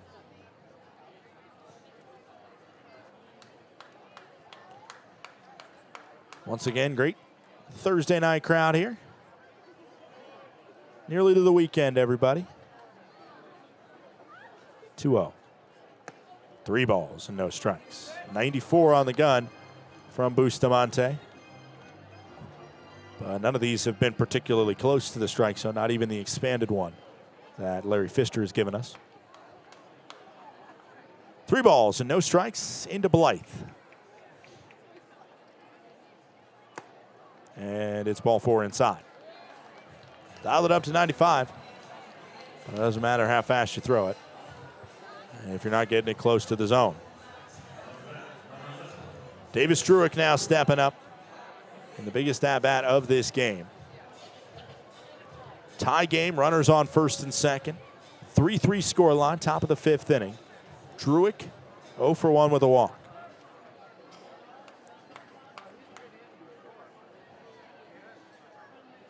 Pitch home. In the zone at 94.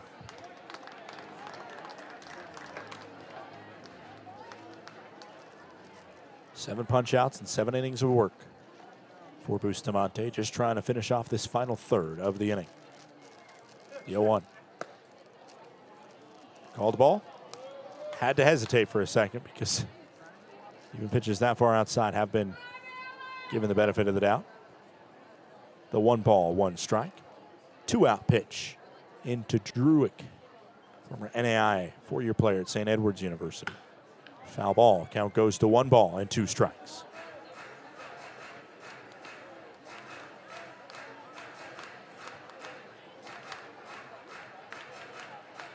Druick last year, .291 batting average for this baller squad. Played in 76 contests for Oakland. 1 ball, 2 strikes, 2 outs, and it goes to the backstop. A wild pitch to put 2 in scoring position. And now a base knock would not just lose the lead, but it would probably give the Ballers a 2-run cushion. 2 balls, 2 strikes, 2 outs, top of the 5th inning. 3-3 scoreline as Bustamante fires to Druick. Upstairs. 3 balls and 2 strikes. Ball 4 would load the bases for Nick Leahy on deck. Payoff pitch from Bustamante to Druick. Flared foul. 3 balls and 2 strikes once again. That one went pretty good margin down that left field line, especially for just a flick of the wrist by Druick, 300 feet off of his bat. 3 balls, 2 strikes, 2 outs once again as Druick brings it in. And it's a foul ball. Druick was standing in there ready for it, but he was holding the bat out there, not necessarily ready for that one. And the pitch clock was down to about 3 seconds.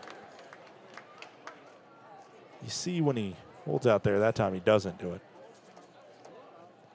3 balls, 2 strikes, 2 outs. Once again, Bustamante into Druick. Hit on the ground towards second. Logan Beard to first base for out number 3. Range Riders survive and strand 2 in scoring position. We head to the bottom of the 5th. It is 3-3. Range Riders fans, Glacier Bank Park offers a variety of suites to accommodate groups of all sizes, from small gatherings to parties of up to 65 people. The balcony views and exclusive services create a premium experience for celebrations, reunions, and outings of all kinds. Enjoy the convenience and comfort of your private space, breathtaking Montana scenery, and high-level action on the field, while our dedicated hospitality team creates an unforgettable experience for you and your family, friends, or business associates. Numbness and tingling in the hand can make you lose your grip. Hi, I'm Dr. Nate Fogel. I'm an orthopedic surgeon and hand specialist here at Logan Health. Repetitive actions can lead to a condition called carpal tunnel. Left untreated, these symptoms can interfere with your daily life. Our fellowship-trained hand surgeons offer patient-specific care to help you regain control. Here's to getting a grip on life. Welcome to Magoo & Company, a third-generation family-owned business nestled in the heart of downtown Whitefish. We offer a dazzling array of diamonds, ethically sourced Montana sapphires, and captivating custom designs that capture the essence of Montana's natural beauty. From jewelry design and appraisals to cleaning, repairs, and gemologist consulting, your satisfaction is our priority. Experience the magic of Magoo & Company and discover the perfect piece to celebrate life's special moments.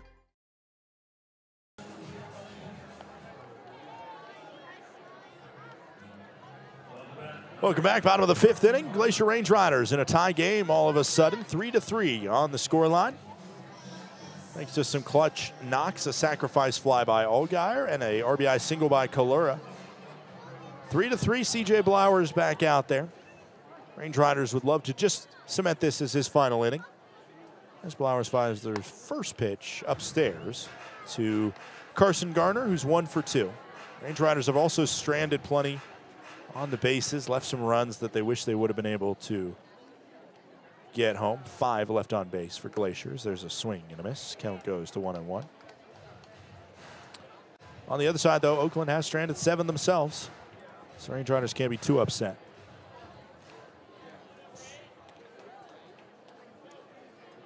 1-1 pitch. Hit on the ground toward short. Cobb has a routine play, and he makes it 1 gone.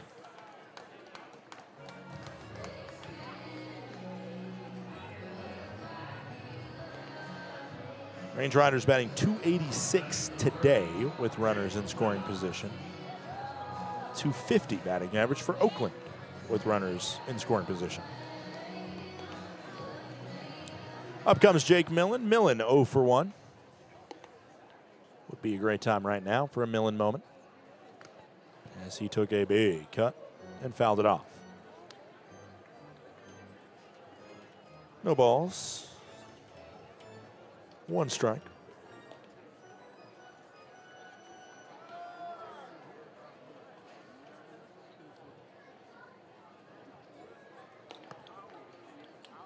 Ball 1. Count goes to 1 ball, 1 strike.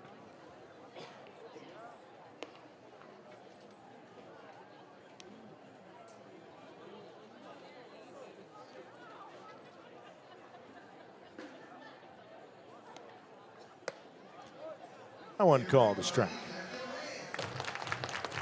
Range Riders really haven't challenged a ton over the course of this season.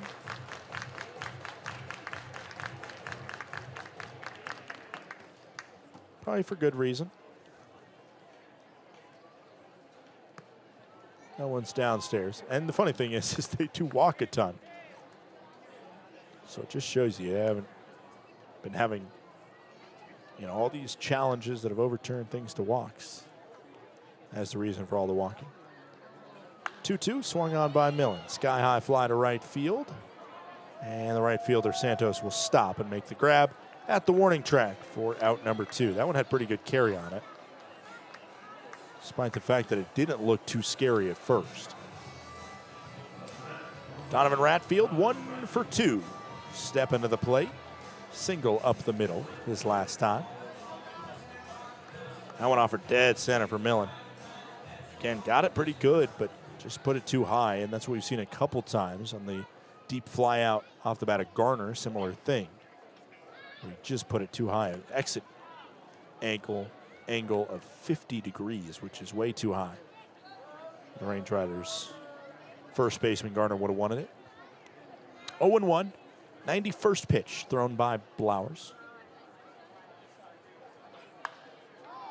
Popped up sky high. This could end the frame as Ibarra looking over at it. Still looking and makes the grab for out number 3. Blowers could come back in the 6th as the Range Riders go down in order pretty quickly. We head to the 6th inning of play, 3-3.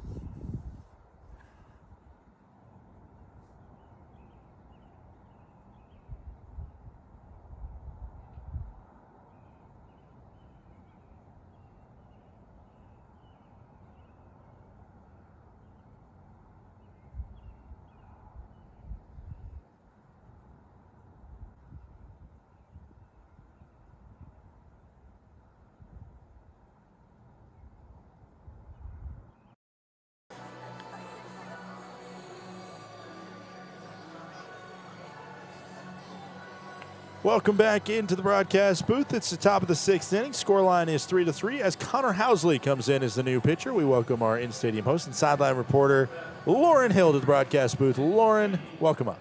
Thank you for having me. Having a great day at the ballpark today.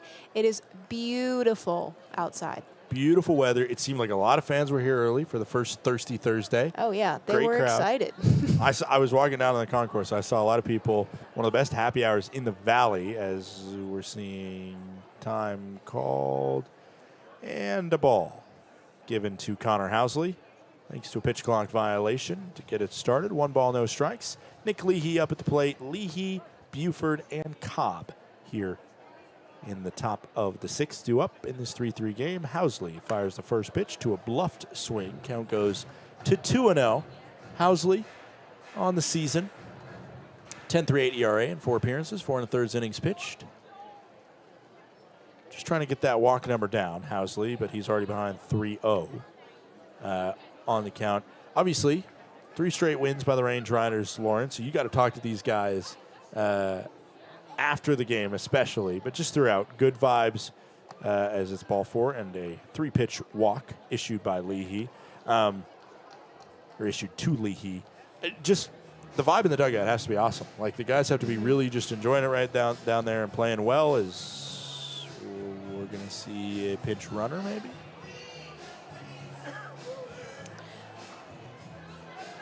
Feel free.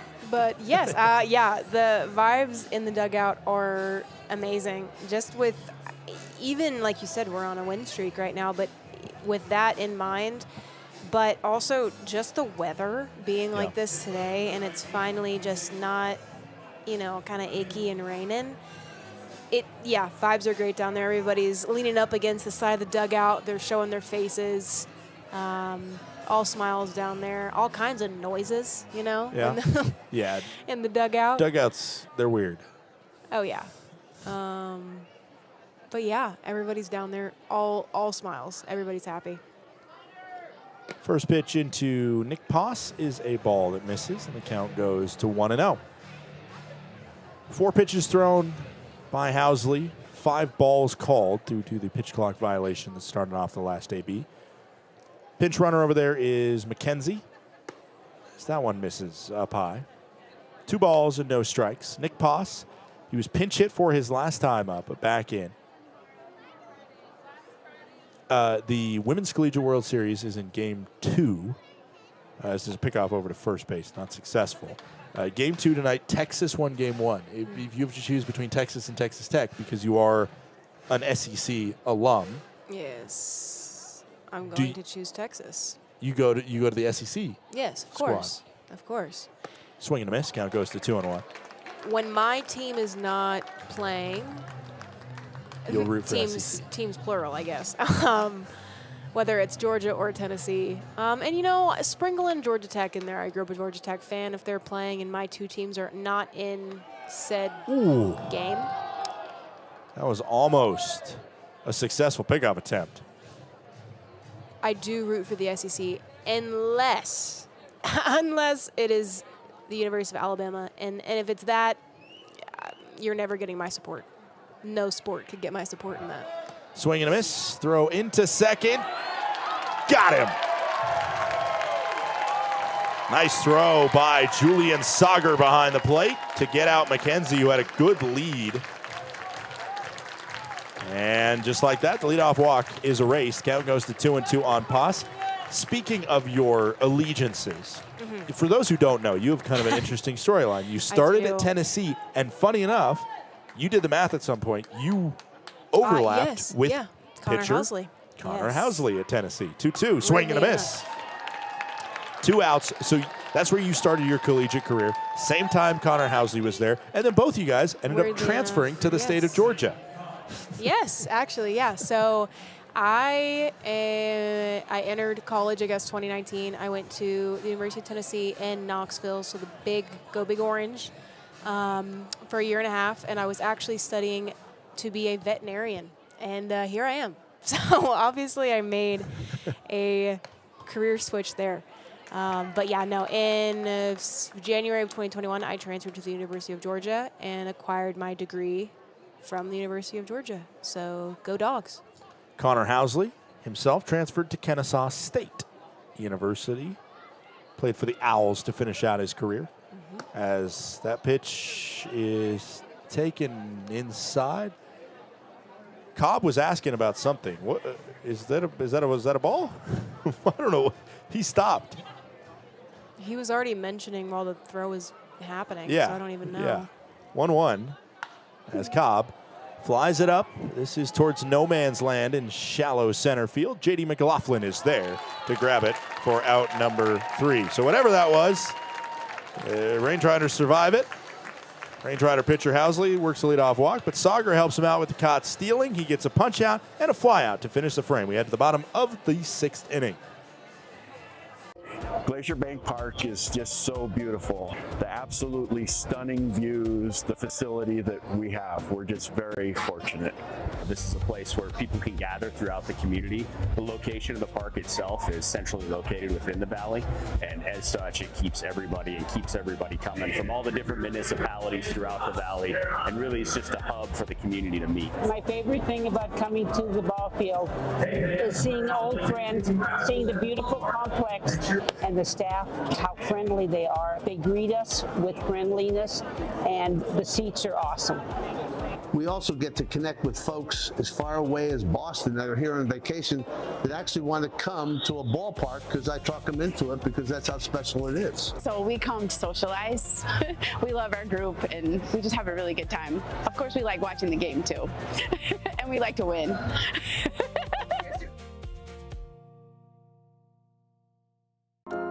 At Johns Manville, what we build starts with who we are. We are people champions, listening first, putting customers and teams at the center of every decision. We're driven by passion, always going the extra mile, always pushing ideas further. We perform, setting higher standards, delivering stronger results, and creating lasting value. And we protect our people, our customers, and the world around us, today and for generations to come.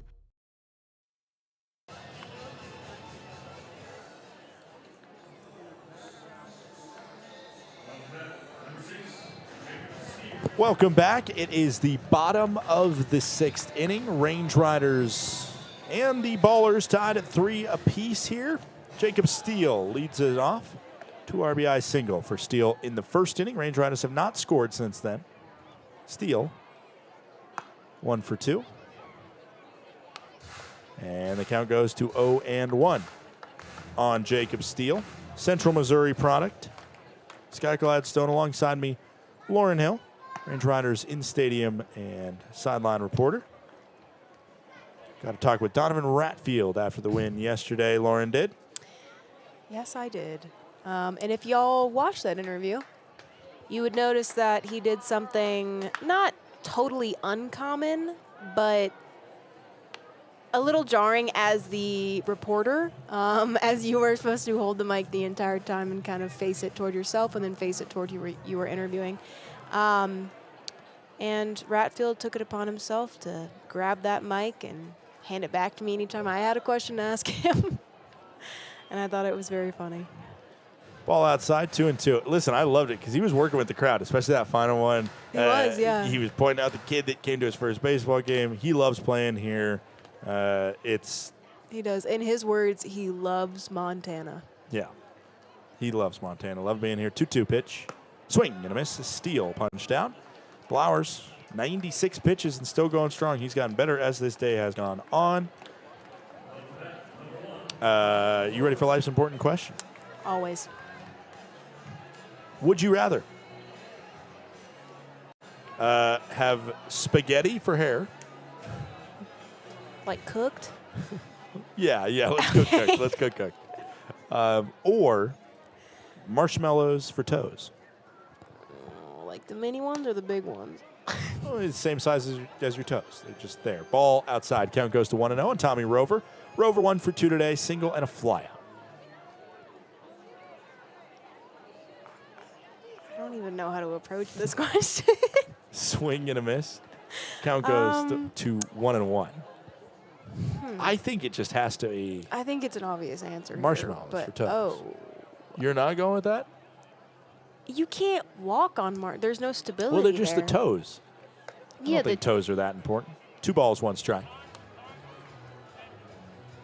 I would love everyone to see the shock on my face is that toes don't matter. And your pinky toe and your big toe are the most important part of your feet. They keep you stable. If Well, you you have can still control it. They're just a little softer. A little more sugary than your.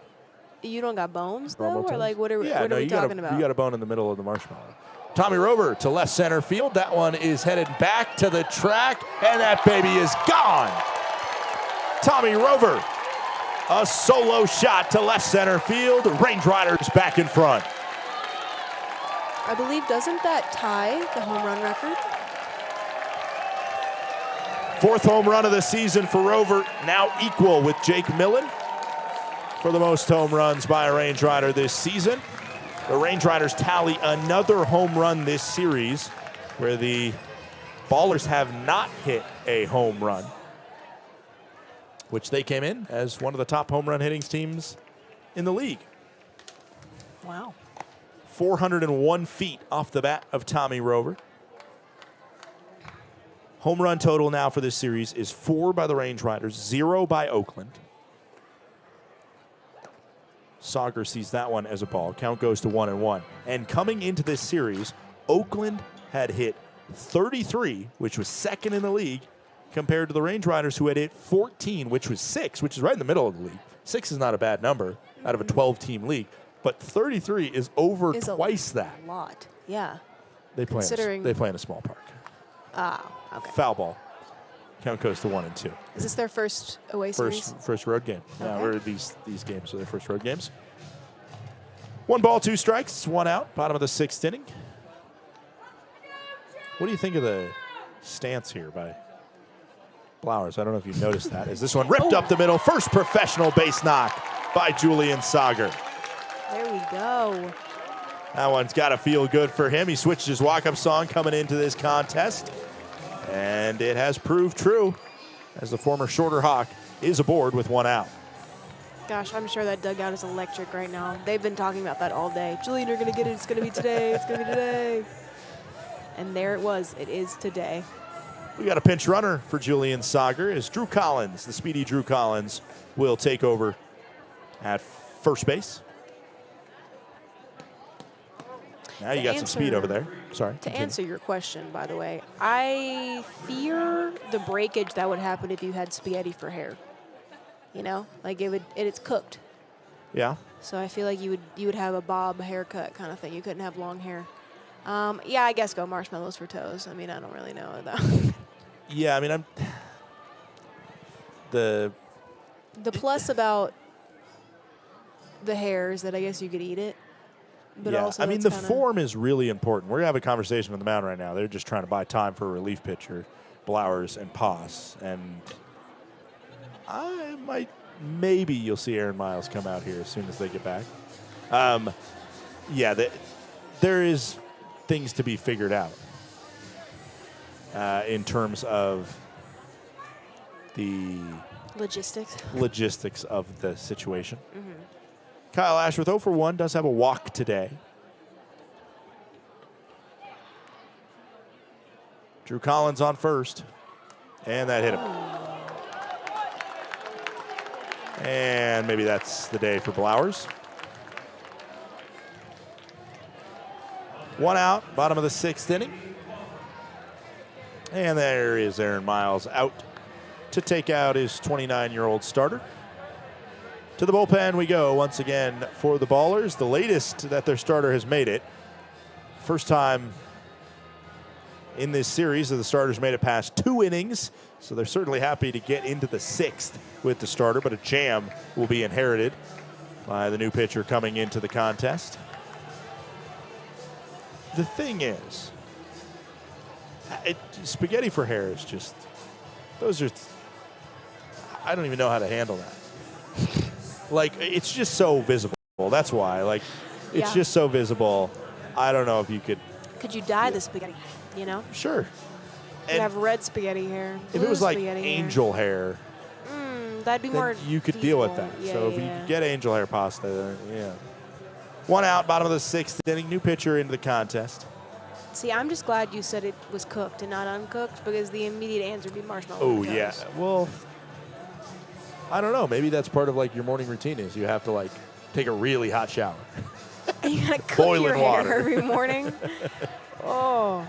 Yeah, but then what happens when you take a shower and the marshmallows melt on your toes? You're just really, That's bones? a great question. Just Great question. New pitcher into the contest right now for the Ballers. Still trying to get a number. No numbers on the front of their jerseys, so I am stuck with trying to figure out It's looking what's on the like- back. I think that was maybe 0. 0, yep. Langston Burkett into the contest, if it is. Langston Burkett will be the first pitcher to see J.D. McLaughlin, who has a walk, a single, and a double today. Burkett has performed really well, considering the fact that he has not allowed a hit. But listen to this stat line, Lauren. No hits allowed, but he does have 3 runs allowed, thanks to 5 walks, 2 wild pitches, and 3 hit by pitches. So he's hit 3 guys, he's walked another 5, and so 3 runs have scored against him, but he doesn't have any hits allowed. So, He just hits them instead. yeah, he just lets guys work themselves around. 6 appearances for Burkett, which is pretty deep to get in the season without allowing a hit. 6 1/3 innings, and J.D. McLaughlin will try and be the first one to break through on him, at least in the hit column. ERA as the double steal's coming, and no throw from Pops.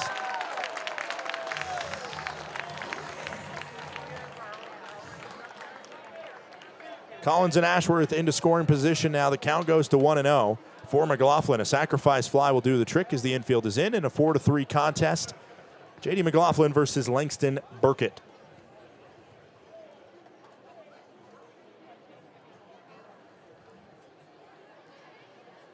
Outside, count goes to 2-0. So expect a streak of wildness from Burkett.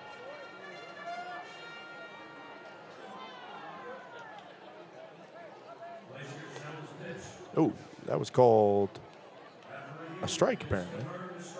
And it is confirmed a strike on J.D.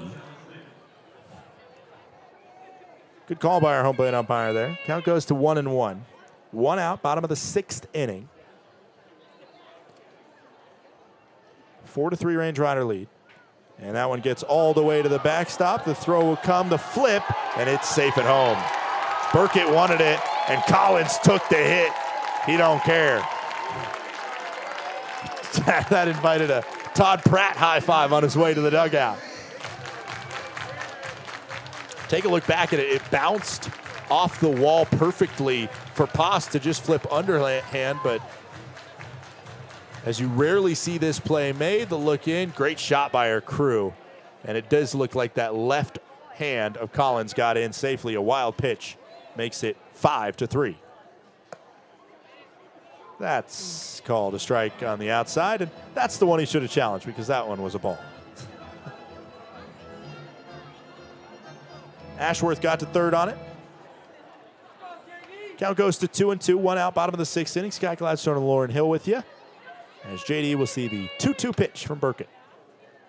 Swung on and just off the glove of the diving Isai Santos. It's an RBI single. And the Range Riders are up 6-3 now thanks to the J.D. McLaughlin hit. McLaughlin now 3 for 3 on the day with a double, 2 singles, and a walk. Just couldn't get to it.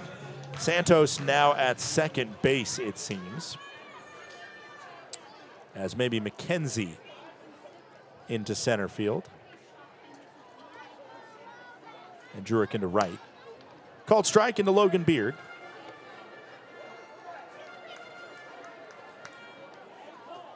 And McLaughlin, a danger on first. Count goes to 0-1. 1 out, bottom of the 6th inning. There's a called strike. It's 0-2. Just to finish up life's important questions. Mm-hmm.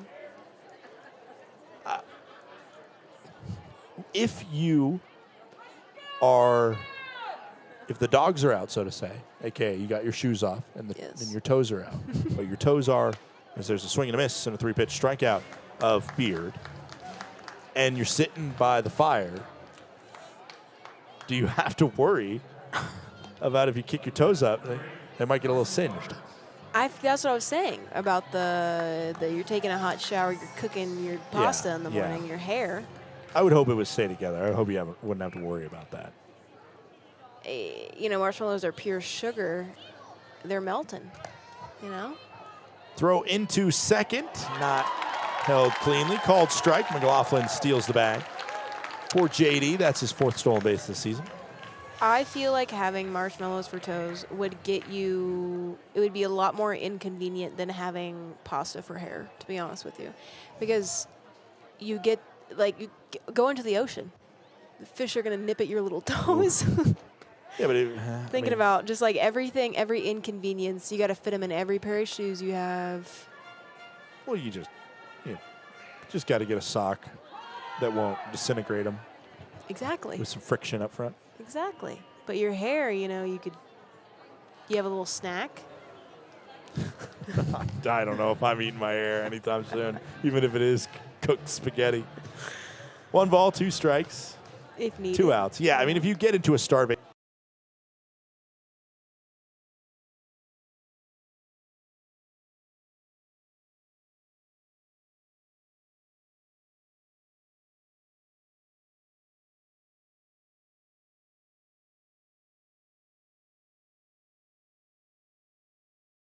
situation. Imagine you're out in Glacier. Yeah, Golden Brown even just get it more. I'm gonna be so honest with y'all, and this is probably gonna get me canceled. I light that thing on fire and let it sizzle it, and then I blow the fire out, and then it's perfectly ooey gooey in the middle, and you have the burnt edges.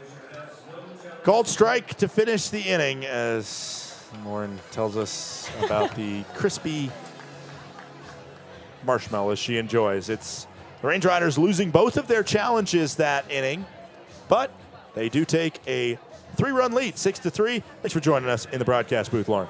Thank you for having me. When injuries occur, it can feel like your goals are out of reach.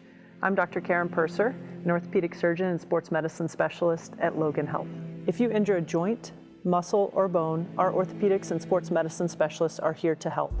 Our highly specialized surgeons, clinicians, and physical therapists offer innovative treatments and the latest minimally invasive procedures to help you recover and return to activity faster and stronger so that you can reach your goal.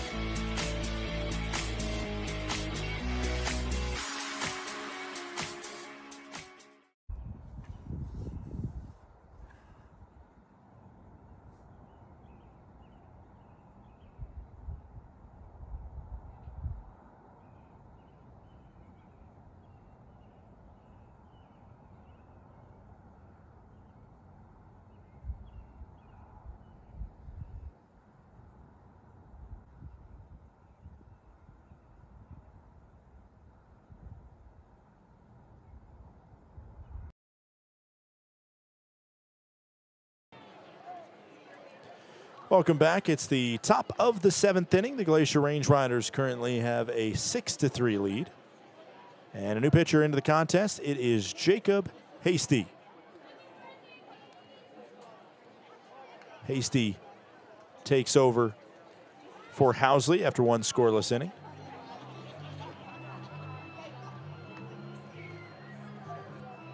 Issue with the pitch comm right now is Hasty's pitch comm is not working. Couldn't get the pitch in. And we'll see if they give a pitch clock violation to him for this. If you ask too late in the pitch clock, they do apply a pitch comm, or a ball automatically. Isai Santos leads us off, the new second baseman in the contest, who just couldn't make that play on the first hit allowed by Langston Burkett in his season. Probably wouldn't have been a hit if the infield wasn't there. First pitch misses downstairs from Jacob Hasty, who's trying to kind of have some normality because he's had some funky outings we haven't quite seen from him. Mainly the walks that he issued the last time out. 1 run did come around to score, thanks to the 3 walks that loaded up the bases in the series versus Great Falls.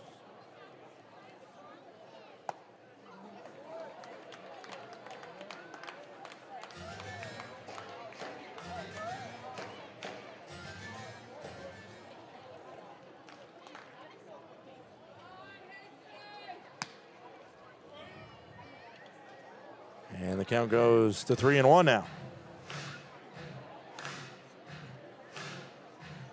After a big inning, don't want to see the leadoff walk issued. Range Riders don't want to give an olive branch to this squad. There's a called ball. Missed downstairs. And a 5-pitch walk issued by Hasty, who's just trying to relocate the zone. Jeter Ibarra stepping in. 2 strikeouts and a ground out for Ibarra.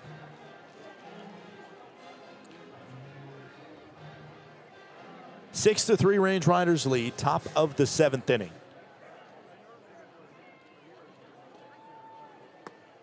First pitch, another ball.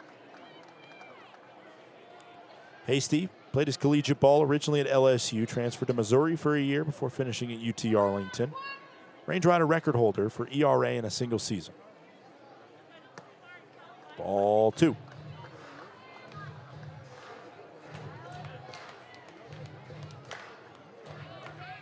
Born May 8th, 2001 is what I have. 25 years old, out of Keller, Texas. Hasty. And it's ball 3.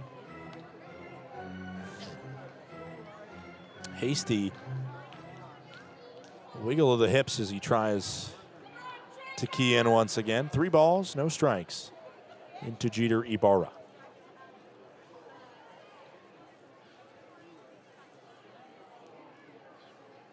And that one's nowhere near as well.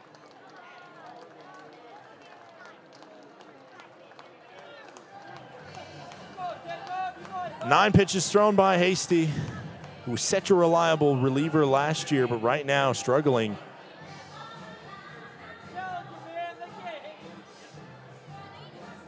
To just find the zone, man. I mean, he didn't allow a hit his last appearance, but he did allow a run, thanks to one coming home on the wild pitch fired in by Pratt. There's a called strike. Count goes to 0-1 as you bring up Jake Allgaier, one of the best bats in this lineup. Sacrifice fly last time up for Allgaier. The 0-1 pitch into Allgaier is down the right field line, just drifting and caught. Wow, what a play in right field by Kyle Ashworth. A much needed out. And a deserved tip of the cap from Jacob Hasty, as that one was going to be a fair ball, squeezing into that just down the line territory, crashing to the turf. And because they didn't think he was going to catch it, Santos and Ibarra did not advance a bag, where Santos certainly could have. Another lefty-lefty matchup is a called strike. Finds the zone there. And just finding that out for Hasty and starting to trust his stuff again. Hopefully that becomes huge for him. Kalura down in the count 0-1 after the called strike. Bluffed the bat. Did he go? No, he did not. They don't ask. They do ask. The umpire on second, third base umpire Rob Minter, has no view to see if he did go. 1 ball, 1 strike, 1 out into Kalura. Another bluff of the bat on another pitch that missed. 2 balls, 1 strike. Right-hander Davis Pratt warming up in the pen for the Range Riders. He was the man they brought in after Hasty found trouble in the 9th inning on Sunday. 2 balls, 1 strike into Kalura. Swing and a miss. 2-2, 1 out pitch. Hasty, starting this season, had a couple scoreless appearances, and it brought to the number up to 23 straight appearances in which he hadn't scored a run. And then he had 2 in a row where he did. And I think because there were some hits in there, I think that probably just kind of got him a little shaky around the strike zone. 2-2, pitch in. Swing and a miss. Beautiful pitch and a punch out from Hasty. Going right back to basics for 2 gone in the top of the 7th.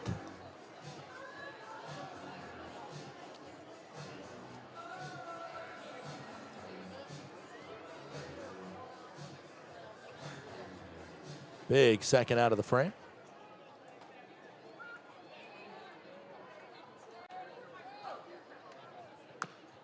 And the first pitch is tapped foul by Noah Blythe. Hasty got himself into trouble with 2 walks on 9 total pitches, but now 1 out away from escaping the jam and holding on to this 3-run lead for the Glacier Range Riders. 6-3 scoreline. The 0-1 pitch into Blythe. down low near the shoe tops of the left fielder for the Ballers. Davis Druick, another lefty, waits on deck. 1 ball, 1 strike. Hasty gets the pitch calm call and stands in to fire the 1-1.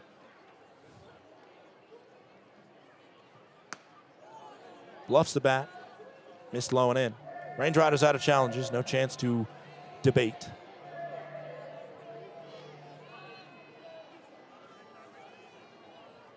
Two balls and 1 strike into Blythe.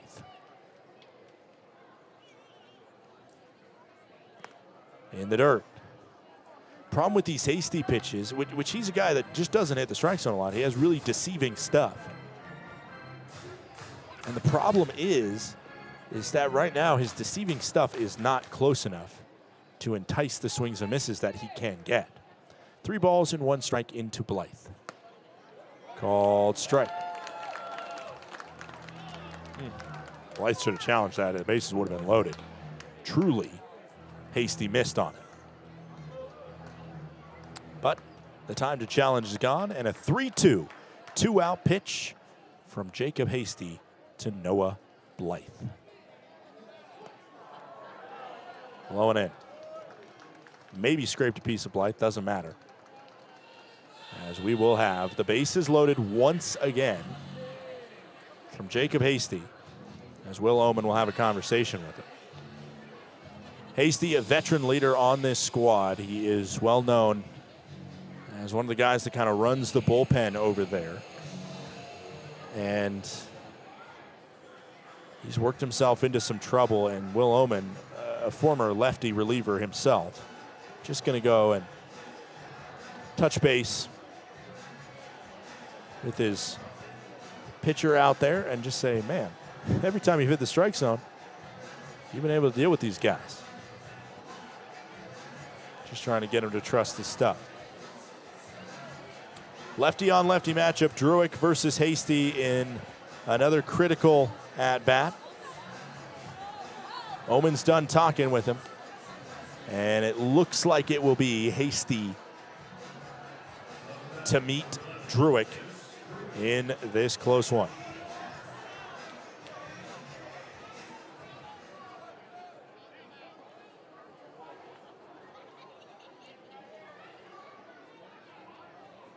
First pitch, misses the zone, low and away. He's just missing with that pitch.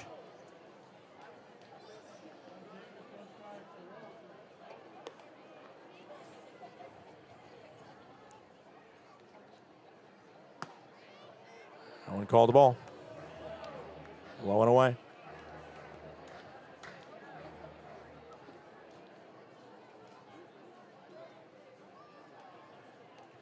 Two balls, no strike into Druick. Hitter's count. And it hit him. And Hasty has once again been caught by a case being unable to find the strike zone. As that HBP brings an unsanctimonious end to his outing on the bump.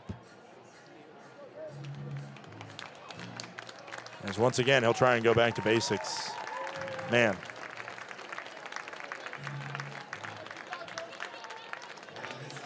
Into Davis Pratt. Tying run on second base. Usually it's Hasty, the man that has come into these types of situations and helped out other pitchers by stranding runners to beat a lefty. But all the lefties that he faced today, Santos to lefty, walked. Ibarra, a lefty, walked. He got a switch hitter batting righty, Allgaier out. Did get Kalura, the lefty, to strike out before he walked the righty Blythe, and he hit the lefty in Druick.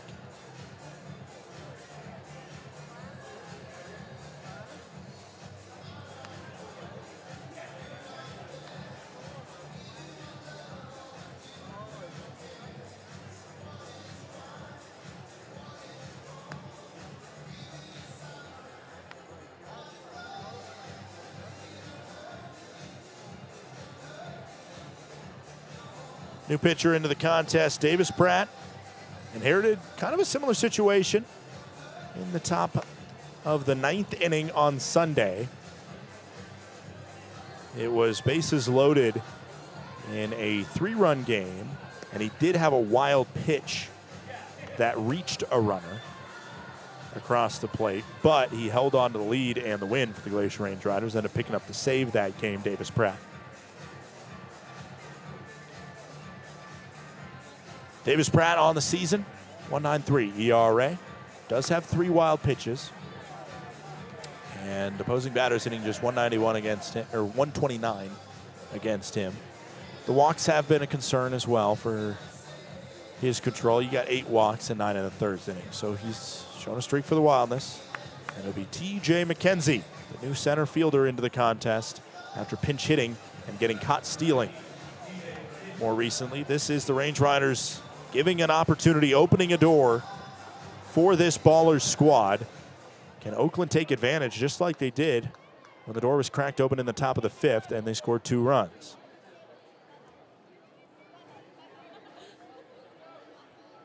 McKenzie takes his time getting in.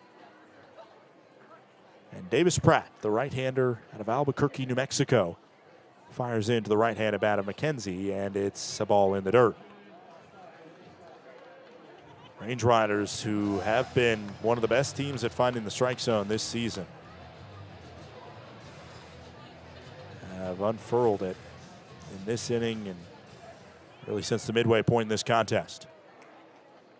The 1-0 into McKenzie. Fouled off.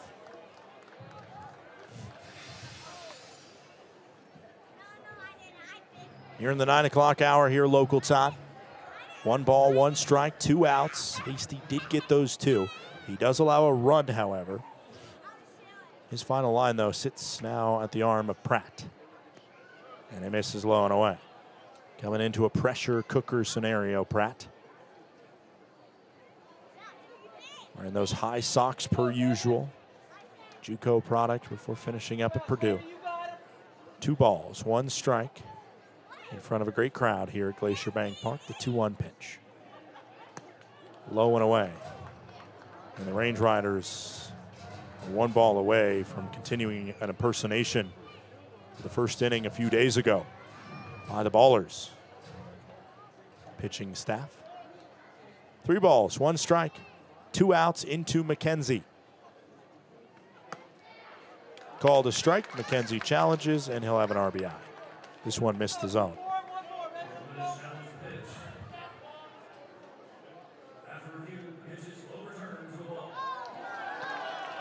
And McKenzie flips the bat, and on no hits this inning, the Range Riders have allowed 2 runs now.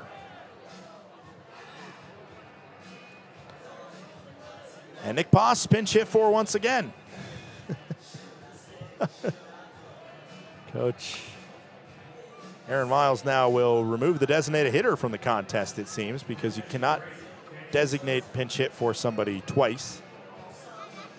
As Poss is your new bullpen catcher.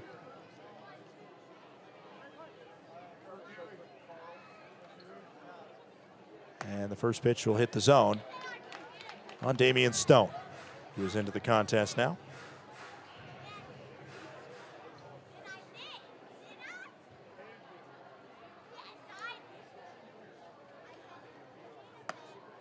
Ball outside. 1 ball, 1 strike, 2 outs. Top of the 7th inning. Blythe, the tying run on 3rd base. In a very quiet inning that has turned loud. 1 ball hit in a fair play. It was caught on the diving catch by Ashworth. This one's flared foul. Other than that, the Oakland offense hasn't been able to do anything but watch pitches go by and be gifted 2 runs. 1 ball, 2 strikes, 2 outs. Top of the 7th inning. Pratt is 1 strike away from bringing this frame to a close. The pitch in. Swing on the ground. It's deep in the hole, and everybody will reach and score.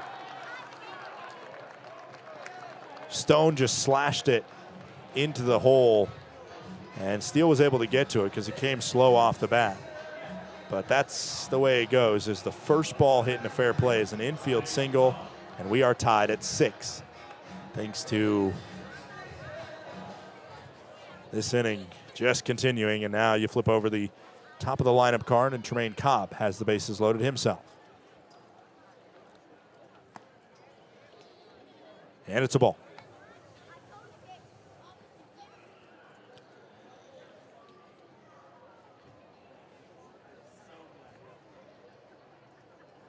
One-0. Swung on. Sky-high fly to right field. Back to the track, Ashworth goes, and it's off the wall. 1 run, 2 run, 3 runs across. And the Ballers have an extra base hit finally, and it's a big one. 3-run double by Tremaine Cobb, and they really have turned this into a stinging inning.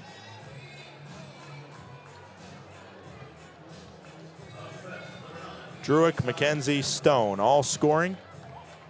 2 outs, they got a run on it. Ashworth was close to making the play in right center. He did not. And it is 9-6 Ballers as the Range Riders, at this point, you can call it an unraveling in the 7th inning. This one out to center field. McLaughlin diving in, and a much needed highlight to end the frame is made by JD. As the outfielders are just begging for some opportunities. 2 web gems that inning, and if not for those great catches, it really could have been rough. Range Riders trail by 7 after a 6th-run frame by Oakland.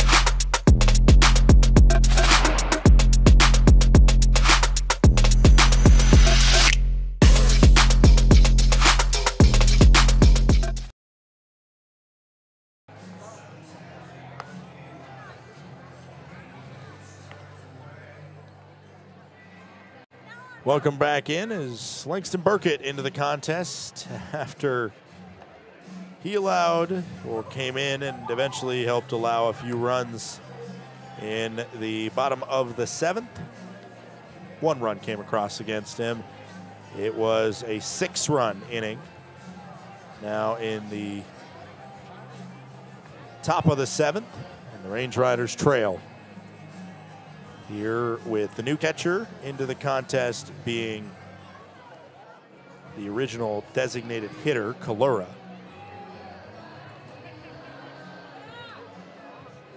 Pitcher's off the table now.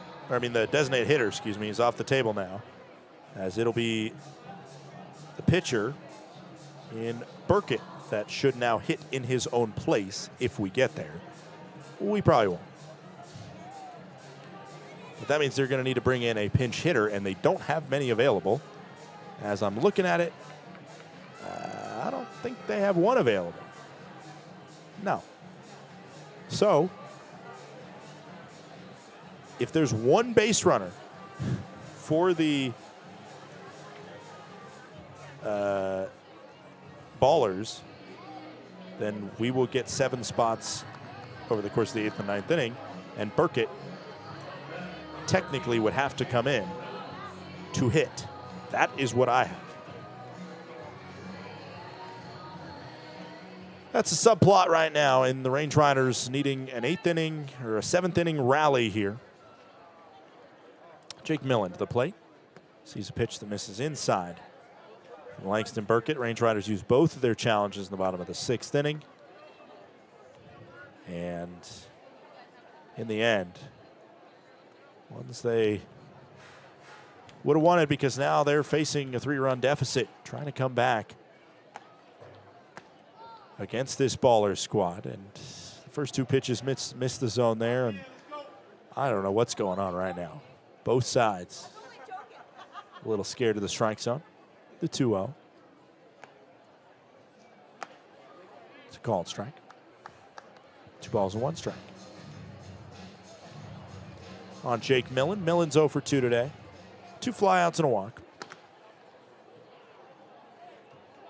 As time was called because eye contact was not made by Burkett. His first warning. So that pitch does not count. Clarification being asked for by Todd Pratt.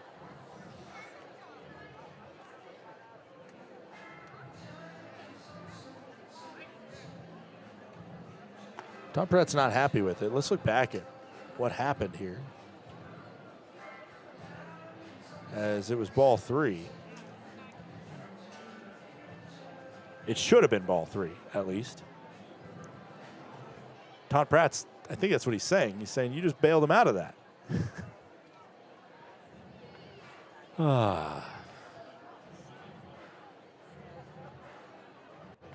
2 balls and 1 strike, I believe, into Jake Millen. And ball don't lie, because it ends up 3-1 off a pitch that misses similarly low and inside. Todd Pratt's argument is likely that should have been ball 4, as this one broken bat into shallow center field. Diving attempt made, and it hit the turf.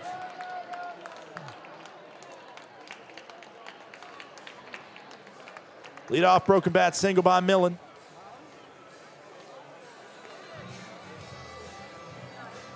Range Riders going to start a rally. They'll take it that way, and we got another pitch and change. Coach Aaron Miles says, I've seen enough. 9-6 scoreline. Range Riders currently trail this contest. Burkett out. The product is Santa Cruz, California. And a new pitcher heading into the contest.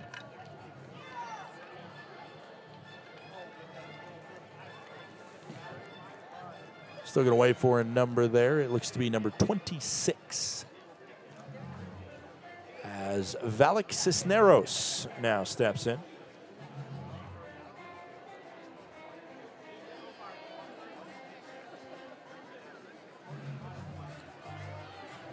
Valak Cisneros, the right-hander that has not allowed an earned run this season. In 7 1/3 innings pitched, he has 15 strikeouts, 5 walks. Opposing batters hitting just 160 against him. And in total, he's only allowed 4 hits on the young season. Let's take a look at the out-of-town scoreboard, see what's going on. I'm not expecting much from those Great Falls Voyagers. And why should I? It's 13-3. Billings leads Great Falls. They look to close in on another victory.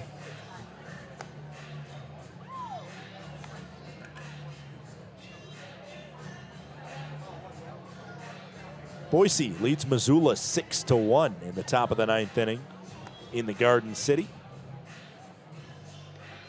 That would be Boise going to their 10th win of the season if they win. If Billings holds on in that 13-3 game, that'll be their 8th straight win.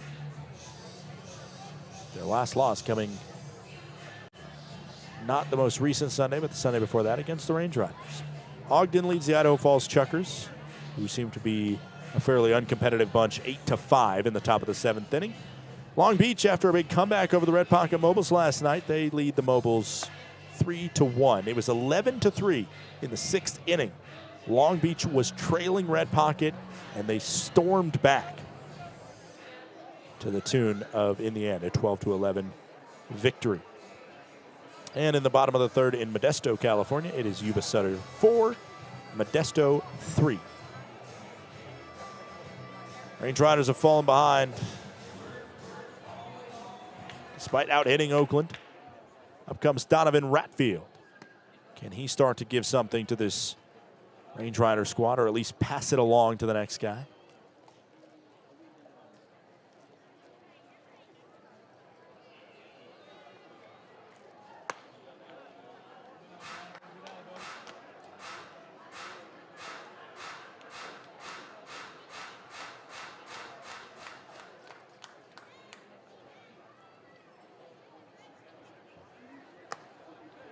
Called strike.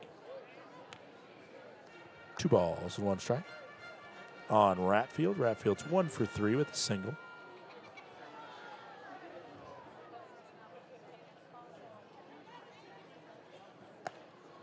Ball outside, 3-1 now from Cisneros.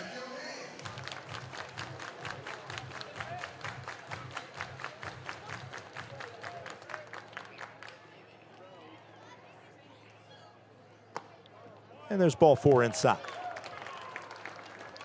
Runners to first and second here as the Range Riders and the Ballers have thrown a lot of walks over the past couple innings. Jacob Steele to the plate. A single up the middle, 2 RBIs all the way back in the bottom of the first inning.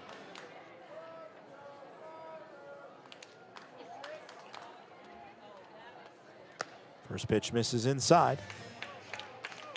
And the count is 0-1.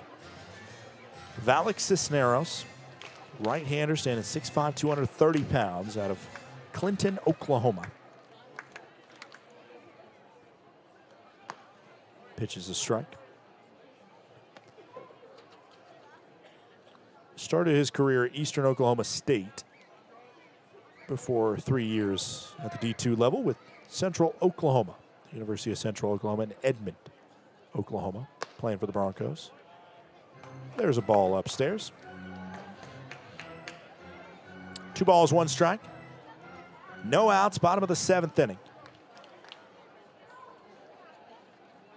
Runners on first and second. Big lead from Rat as this one hit over, grabbed, the play made for 1. The throw to 2 is in time.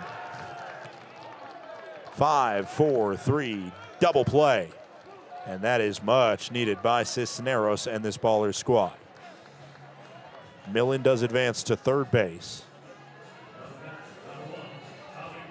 Hit at 112 miles per hour, and it's a double play. That is kind of an encapsulation of this 7th inning for the Glacier Range Riders, where nothing could seem to go right. Up comes Tommy Rover, 2 for 3 with a home run. Called strike. His home run gave the Range Riders a 4-3 lead just 1 inning ago.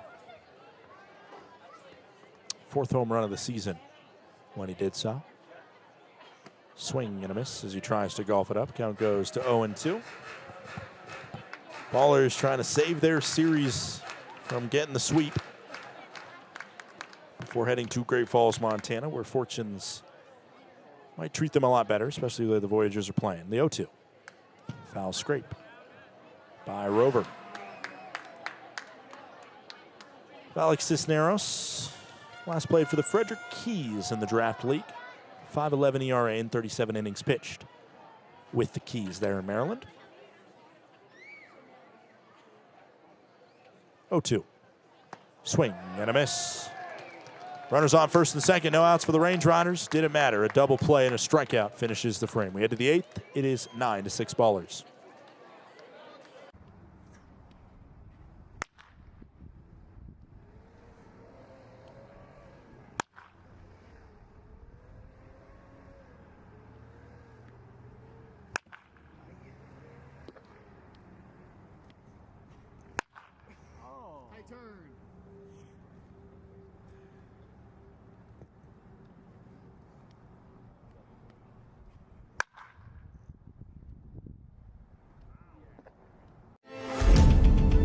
Numbness and tingling in the hand can make you lose your grip.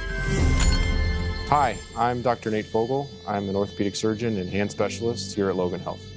Repetitive actions can lead to a condition called carpal tunnel. Left untreated, these symptoms can interfere with your daily life. Our fellowship-trained hand surgeons offer patient-specific care to help you regain control. Here's to getting a grip on life. Welcome to Magoo & Company, a third-generation family-owned business nestled in the heart of downtown Whitefish. We offer a dazzling array of diamonds, ethically sourced Montana sapphires, and captivating custom designs that capture the essence of Montana's natural beauty. From jewelry design and appraisals to cleaning, repairs, and gemologist consulting, your satisfaction is our priority. Experience the magic of Magoo & Company and discover the perfect piece to celebrate life's special moments.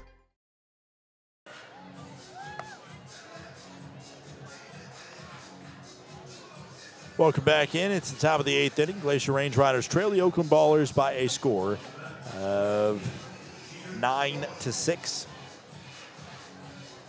Jeter Ibarra will lead us off. Ibarra, rough game for him thus far. He did have a walk his last time up, but no hits. He's 0 for 3.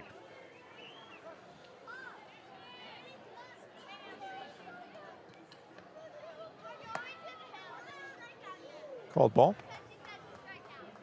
Count goes to 0-1.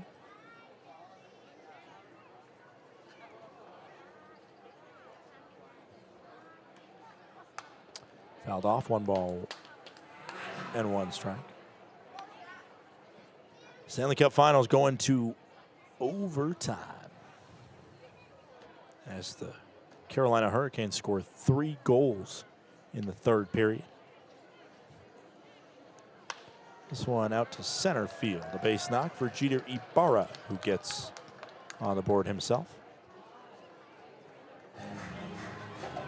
Carolina Hurricanes.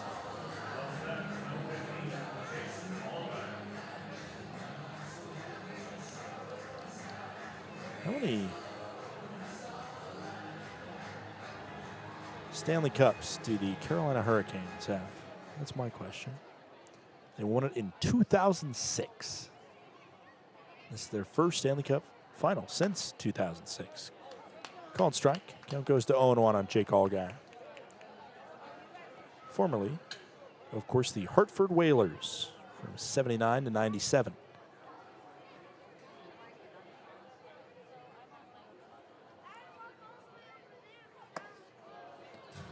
There's a called ball. 1 ball and 1 strike to Jake Allgaier. Switch hitter batting from the right side today. If you don't know much about the Oakland Ballers organization, could be a good time to delve into you and tell you more about them. The 1-1. Outside, 2 balls and 1 strike. Ballers were created after the Oakland Athletics approval to move to Vegas by the MLB team owners. Yes, that one's in the zone.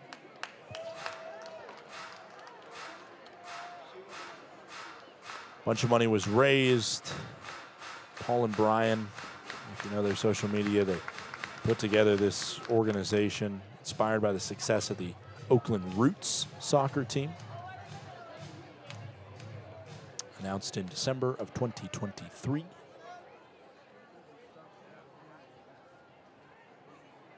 Two. Late swing, grabbed and thrown to first, skipping in there. It is a good 4-and-out. That one might have ended up going foul, but Sager was trying to decide whether or not to get it. As you see, kind of funky one here. Had some backspin on it, and he decided I'm just going to grab it and get the out at first. Did so well. Garner with a good play over there on first to scoop it up. Pitch misses upstairs. Initially, these Ballers plan to play their home games at Laney College, which, if you don't know, was featured in the documentary series on Netflix, Last Chance U. As there's a called strike, and the count goes to 1-1. They were going to expand Laney College's baseball facility, 2,500 fans. And then, there was as the 1-1 misses outside, there was even a proposed game in the Oakland Coliseum that they were going to do at some point during that year, but that was blocked by the Oakland Athletics, at least according to the Ballers. February 2024, that's when they announced they would play their home games at Raimondi Park as they expanded the capacity to 4,000 fans there. That's a pitch that hit the zone, but our home plate umpire decided there was a ball on the perimeter that he didn't like, called the ball. Count goes to 3-1.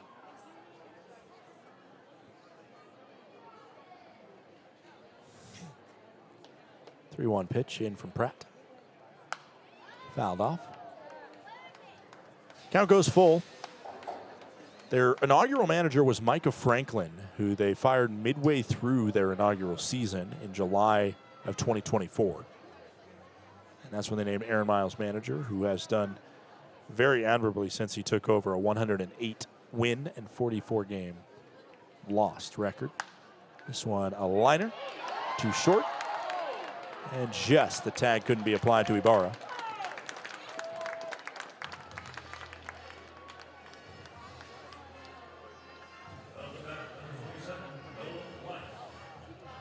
As you take a look back, do not think Ibarra realized Steele was so close. He thought that was going to be through up the middle, I think. 2 outs, top of the 8th inning. Range Riders trying to keep it at 3. Noah Blythe stepping in. Last time up, he walked. The time before that, he walked. This one out to right center field and falling for a base knock in front of J.D. McLaughlin. The score is now 10-6 Ballers. RBI single by Blythe.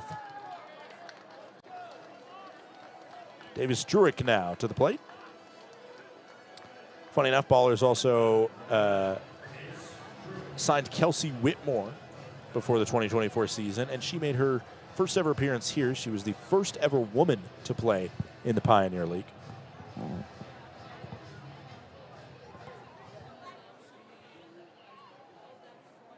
Mostly used as a pitcher. I think only used as a pitcher. First pitch into Davis Druick misses downstairs. That inaugural year, they finished with the second best record in the league. 58 wins, 38 losses. And lost in the semifinals versus the eventual champion YOLO High Wheelers. This one hit to first where Carson Garner finds it and taps the bag for out number 3. We head to the bottom of the 8th inning. It is Range Riders 6, the Ballers 10.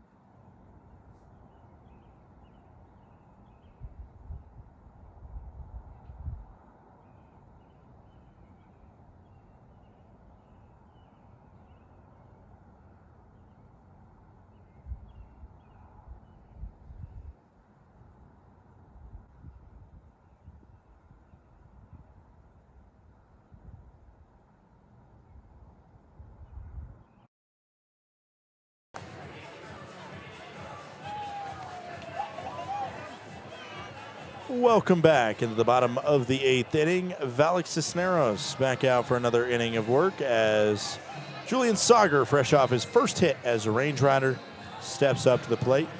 a single on a hard grounder back up the middle. Range Riders were feeling pretty good at that point. That was in the bottom of the 6th inning. It has been anything but good since then. A walkathon in the top of the 7th inning led to 6 runs across on just 2 hits, one of them an infield single. And the Range Riders now trail by 4 here in the bottom of the 8th. 6 outs to get those 4 runs. It's been 7 unanswered by Oakland. Upstairs, that one misses. 1 ball, 1 strike.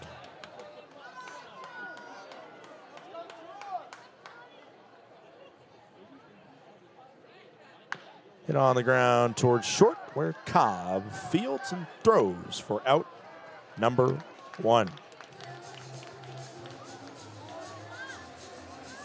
It'll be an interesting situation in the top of the 9th inning because a pitcher is going to have to pick up a bat.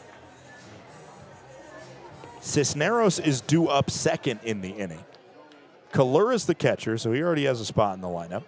Nick Poss is out after being pinch hit for twice in this game, which is a rare thing you can only say in the Pioneer League. Allgaier's in the lineup already, so is Cobb and Leahy. Or I guess actually Leahy has been subbed out of the lineup for McKenzie. Damian Stone came in as the second pinch hitter for Poss, but he is out of the game because they took the DH out of the game, and so the pitcher took that former catcher spot. Blythe, McKenzie, Stone, Buford already pinch hit. Santos is already in the lineup, and so is Druick. That is all their position players. And so somebody's picking up a bat, which is an interesting situation Micah Franklin has found himself in. This one up the middle, fielded by Cobb, and the throw to first is good for out number 2. That might be the headline in the 9th inning if the Range Riders can't put some pressure on. 2 outs, bottom of the 8th inning. J.D. McLaughlin, great contest for him to get back to what he can do. Did get thrown out at second trying to stretch a single into a double, but he's 3 for 3 with a walk. There's a ball. Count goes to 1-0 for J.D.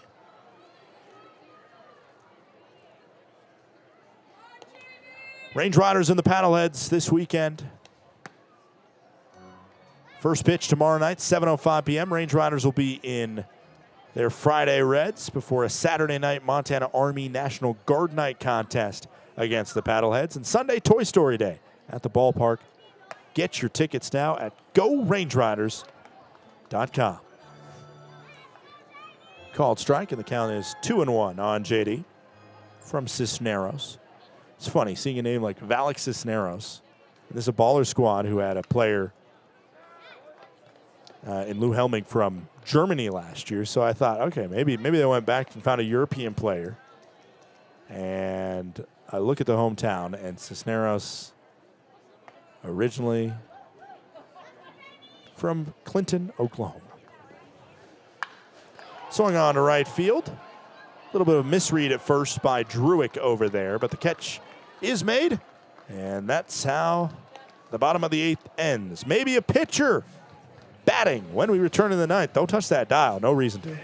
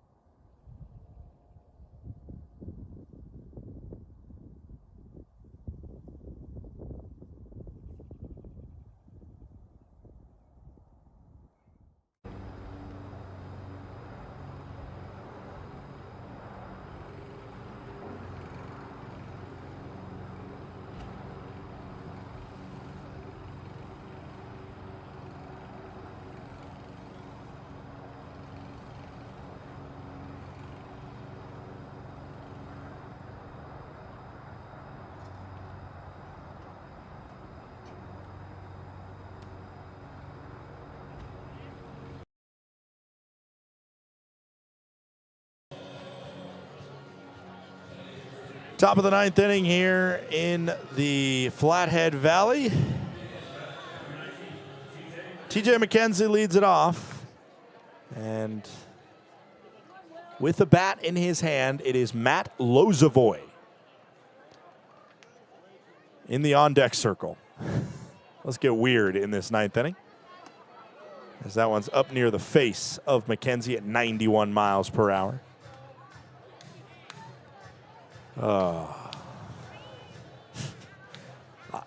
I have not had to ring this alarm, I don't think at all. 1-0 pitch. Low and away. New pitcher into the contest for the Range Riders is number 19, Will Maynard, who pitched a scoreless final frame 2 nights ago. Matt Lozavoy. I do not have any offensive statistics for him. 3 balls and no strikes. Former California Golden Bear. Played in the Australian Baseball League this past offseason, Lozavoy. 3-0 is in the zone. McKenzie, last time up, worked an RBI walk in a first at-bat of the contest. He came in as a pinch runner. Stayed in defensively. This is astounding. As a 3-1, pop up to right. McKenzie out. All right, ladies and gentlemen, for the first time, I believe ever, let's sound the alarm. Wee-woo, wee-woo, wee-woo. Pitcher batting. Not as fun as position player pitching. A pitcher is batting, ladies and gentlemen, as Matt Lozavoy steps to the plate, Novato, California native, for his first professional AB, the first AB that I have for him since at least his JUCO days. There's a called strike, and the count goes to 0-1.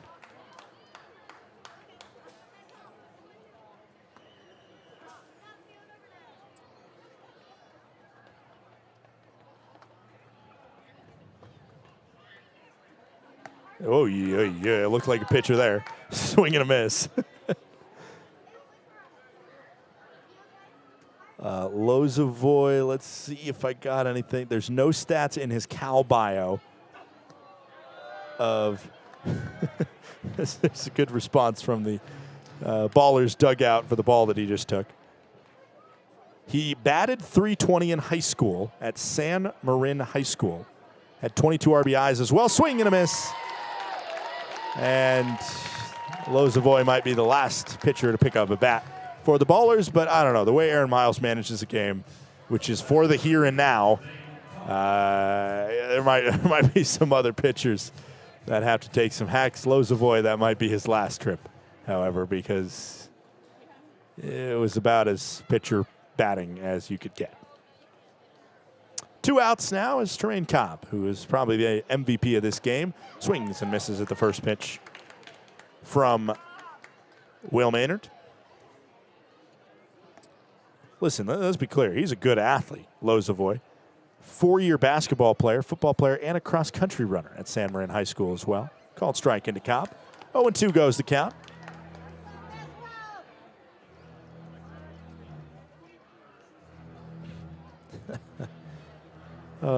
Some highlight to a game right now that the Range Riders trail by 4 runs. No balls, 2 strikes, 2 outs, top of the 9th inning. Pitch coming in to Tremaine Cobb. Called strike 3. Cobb decides not to challenge as he watched it dead center. Maynard, a scoreless 9th inning, including 2 strikeouts, 1 against a fellow arm. We head to the bottom of the 9th. Last chance for the Range Riders. Don't go anywhere. Thinking about where to host your next office event? Book the indoor event space at Glacier Bank Park. With a capacity up to 145 people, our indoor event space is a flexible, year-round venue ideal for accommodating receptions, conferences, and holiday parties. The spacious layout boasts impressive stadium and mountain views, providing the perfect setting for guests to mingle, network, and celebrate. Book your office party today at glacierbankpark.com.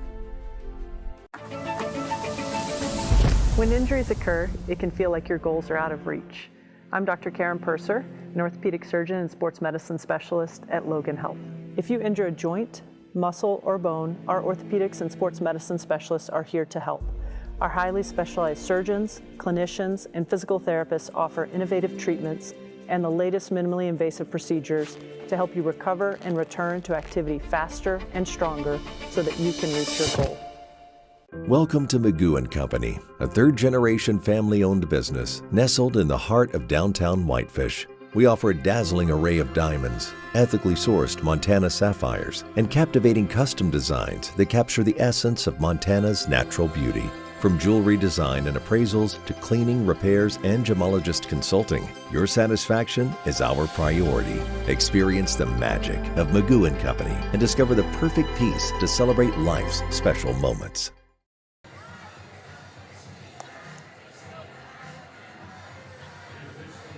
Welcome back. It is the top or bottom of the ninth inning.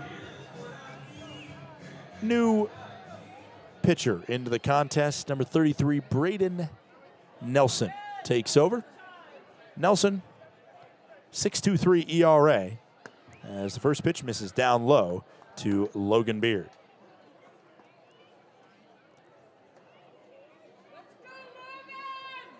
The Range Riders have some magic in the ninth. There's a called strike.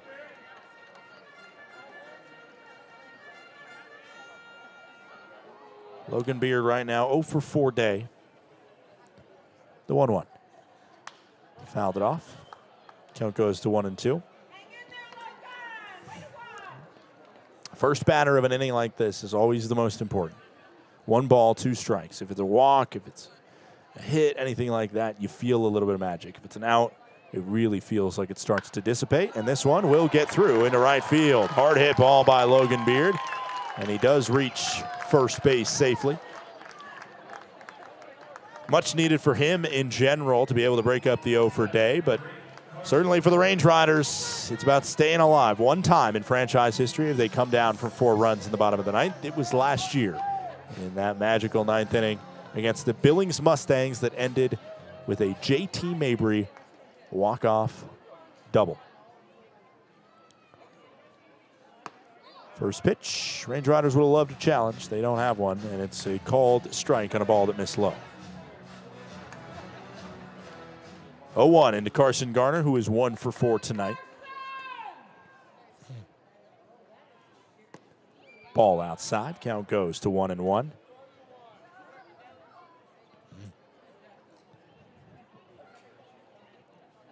The Billings Mustangs will keep a hold on first place no matter what happens around the league tonight. That one misses inside, 2-1.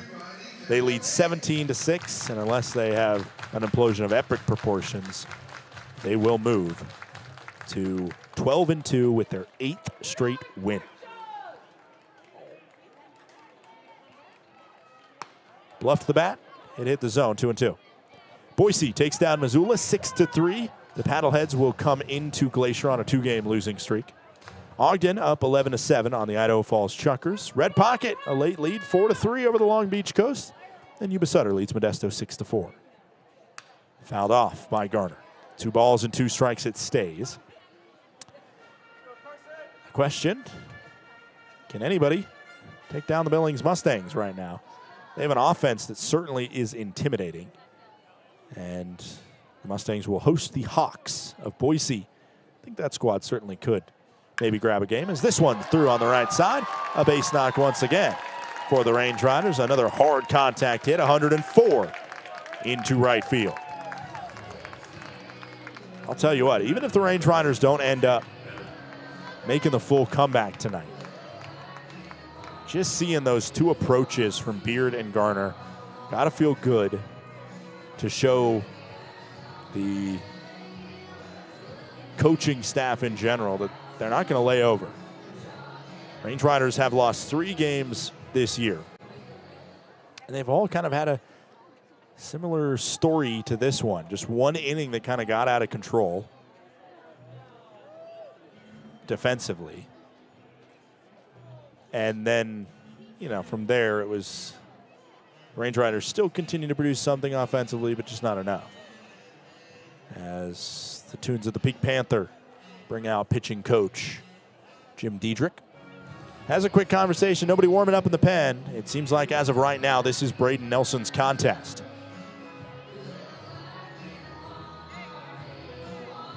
There's a world in which I'm keeping Valek Cisneros in because he was pitching great. And obviously, you know, if he had the arm strength to go, you would want him. But because of the fact that you needed somebody to bat,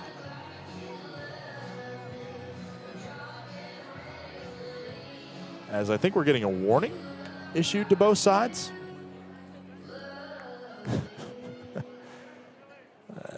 Didn't seem like whatever was happening was enough to write home about. But who knows? Maybe things can get spicy here in the series finale as Nelson pitches low. 1 ball, no strikes. Braden Nelson,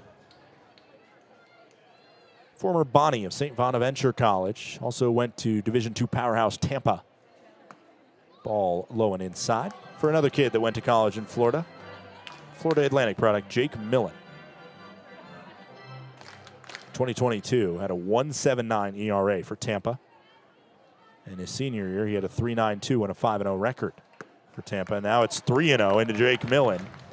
And the Range Riders 1 ball away from bringing the tying run to the plate in the form of Donovan Ratfield. 3 balls, no strikes, no outs.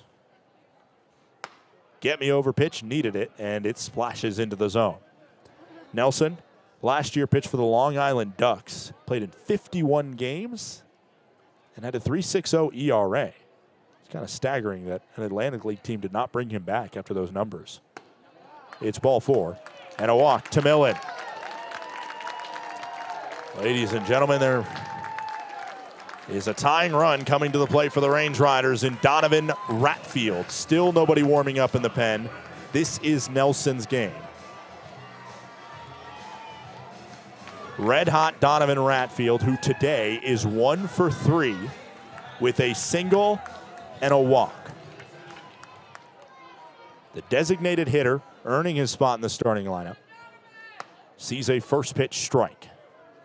He's earned his spot there thanks to a .474 batting average, 3 doubles, 2 home runs, and 19 RBIs up to this point. Those 19 ribbies lead the Range Riders. The 0-1 is a called strike, and it's 0-2. Time taken by Ratfield. Behind Ratfield, if we get there, Steele and Rover. No balls, 2 strikes. No outs, Beard on third, Garner on second, Millen on first. The 0-2 pitch into Donnie Rat. Got a foul. Range Rider faithful, as the sun sets behind me, have stuck around and been great throughout the night. Despite the long scoring total of 6 runs in the top of the 7th inning, they have stuck it through and are begging for an at-bat from Donovan Ratfield. The 0-2 pitch. Swing and a miss. Got ahead in the count, did Nelson.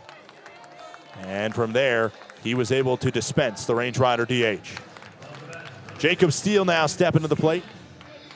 The only grand slam of the season belongs to Jacob Steele when he brought 4 home in 1 swing of the bat in Billings, Montana, as part of a Friday night victory over the Mustangs. The first loss and one of 2 losses delivered to the Stangs this year. 1 out, bases stuffed. First pitch misses to Jacob Steele. 1 ball, no strikes, 1 out. Steele doesn't need a think grand slam, however, although that would be really nice. If you can just get 1 across, you really start to spook the ballers.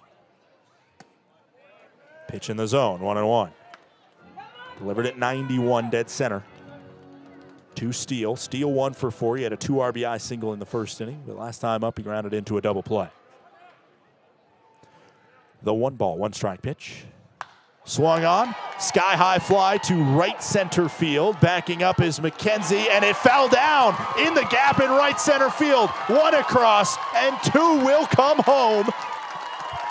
Druick or Blythe in right, could not catch that ball, and the Range Riders have a 2 RBI double in the tying run in scoring position. Take a look back at it. That ball went 350 feet off the bat of steel, well struck to right center. McKenzie never seemed to have a clean read on it, and I think was hoping that the right fielder in Blythe was able to grab it, and he could not. And up to the plate steps Tommy Rover. A base knock could equalize in the ninth. First pitch outside.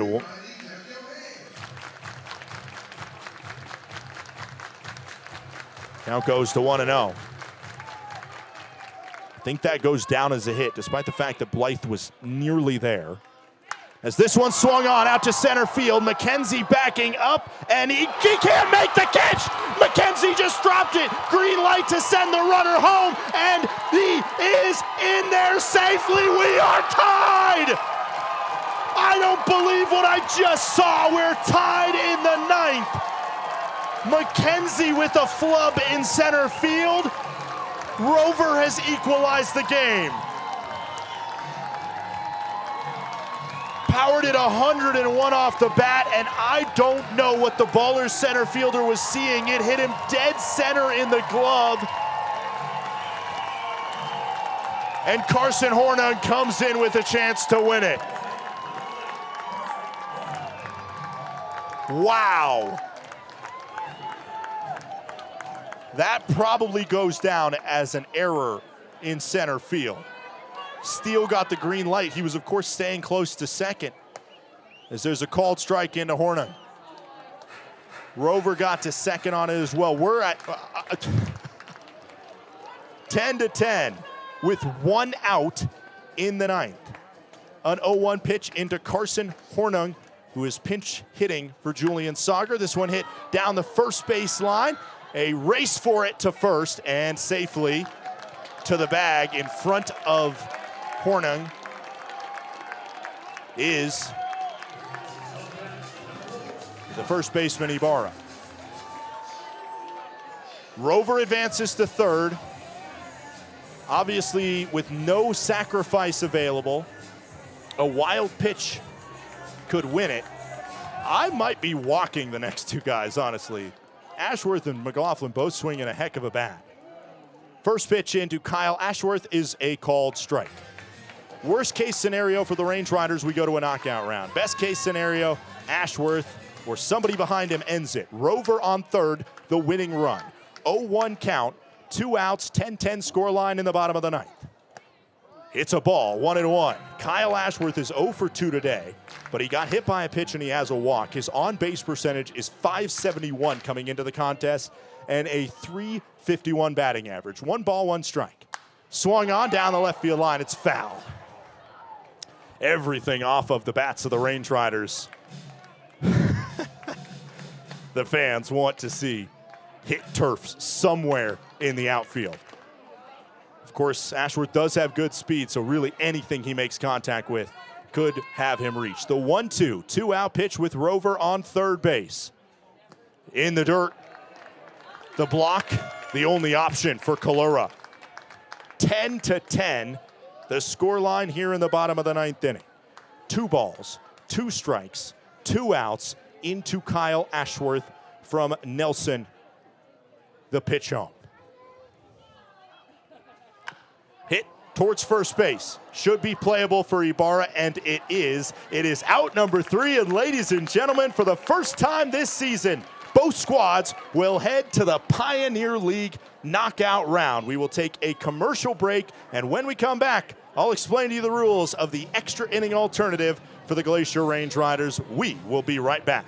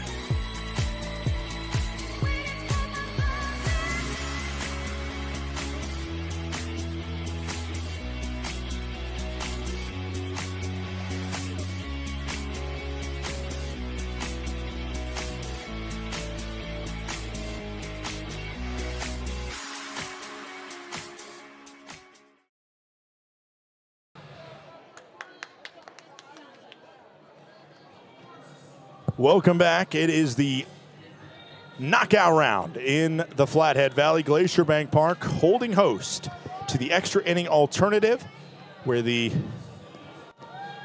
winner is the one that can power it over the fence the most. How this works, if it's your first time tuning in, it is each side sending up one player. The away side gets to go first. It looks like they're sending Tremaine Cobb up to the plate. Cobb will step up. He will have 2 minutes or 5 swings to be able to hit as many home runs as he can. Not 5 swings, scratch that, 5 outs. An out is anything that is a swing that is not a home run. So you can hit unlimited amount of home runs, as many as you can get in 2 minutes. But what you cannot do is swing and not get it to the fence. Tremaine Cobb is the electorate, as the Range Riders have not sent anybody out with a bat to start warming up.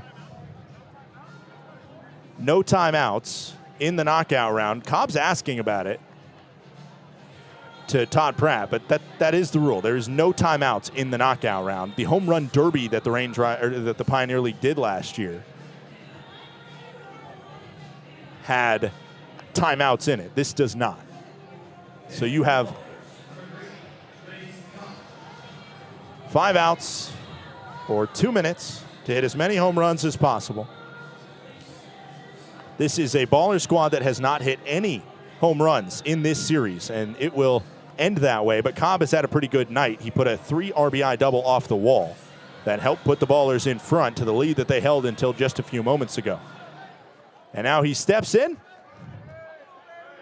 And with the first pitch, we will be underway on the clock. We're underway. The clock is going. He takes the first couple pitches, Cobb, before swinging on that one. Out to right center field. I don't think it has enough on it. It does not, and he gets 2 outs quickly right in a row, and he'll take a couple. 2 outs now for Cobb. He takes that one as well. Still plenty of time, just 1:40 on the clock, as that one looks like it's going to get out. And it does before he pops that one. 3 outs, 1 home run for Cobb. Takes a couple pitches there. This one, could that one get out as well? And it does. 2 home runs. He takes another pitch. 2 home runs, a good number to put up. 3 is even better, as that one also is able to get over the fence. 3 home runs and 3 outs for Cobb. This is a line drive, not going to get there. 4 outs. It's a very good number to put up. 3 home runs is certainly solid, but he'd love to add to it. He'll take again. 45 seconds left, as he's more than happy to see a couple pitches. He knows one swing that's not a home run, and he's out, as this one flared sky high, and that should do it. 3 home runs on the anniversary of Cam Buford, sending 5 home runs out of this ballpark. Jake Millen will be the man to step up here in the knockout round. Jackson Murphy, the usual BP pitcher, will fire it in, begging for home runs to be hit off of him. Jake Millen can absolutely sling it in batting practice. He hammers baseballs. But here, he does not have much wiggle room to avoid hammering it. Jake Millen steps in, and on the first pitch, the timer will be underway. He takes the first one. Takes that one as well. With a 3 home run total in front of you, you start to feel the pressure right away. You do not want to get out. This one hammered by Millen, no doubter off the bat. 1 home run. That feels good. Still no outs, and he needs to keep it up. 1:35 on the clock. This one, can it get out? Yes, it does. Just squeaks over the fence. There's 2 gone from Jake. This one powered to left field. Does it have legs under it? It's just short. 1 out for Millen. 1:15 to go on the clock. The clock might become a factor at a certain point. As this one out to left center field, it's just at the deepest part of the park. 2 home runs. Oh, it did get out. We're all square. He has 4 outs to hit 1 home run. Jake Millen. And a minute to do it. The worst now for the Range Riders is 1 more, as that'll be the second out grounding in. We go to a second knockout round if we're still tied, but Millen has 40 seconds to win this series via the sweep. Popped it up. 3 outs on the scoreboard, 30 seconds to go. 3 home runs, 3 outs for Millen. A ball over the fence, and the Range Riders win. Murphy trying to get these in the zone, and he's starting to feel the pressure as this one down the left field line will drift foul. 4 outs, 10 seconds to go. Millen skies it to left, and baby, give him the bucket. Range Riders win. A 4-run comeback in the bottom of the 9th, and a knockout round victory to send the Ballers home.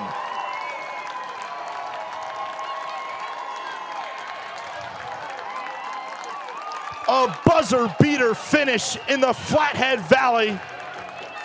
Jake Millen outdoes 4 home runs. I don't believe what we just saw. Come on, ladies and gentlemen.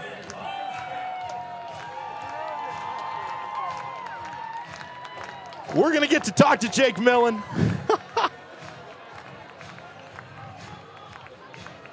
Wow. I hope I didn't blow anybody's speakers out there, because what a finish we just had. And this entire matchup indicative of what we have seen in the changes from last year to this year. Millen, the hero in the knockout round. But heroes sprinkled throughout this lineup in a comeback of epic proportions. Wow.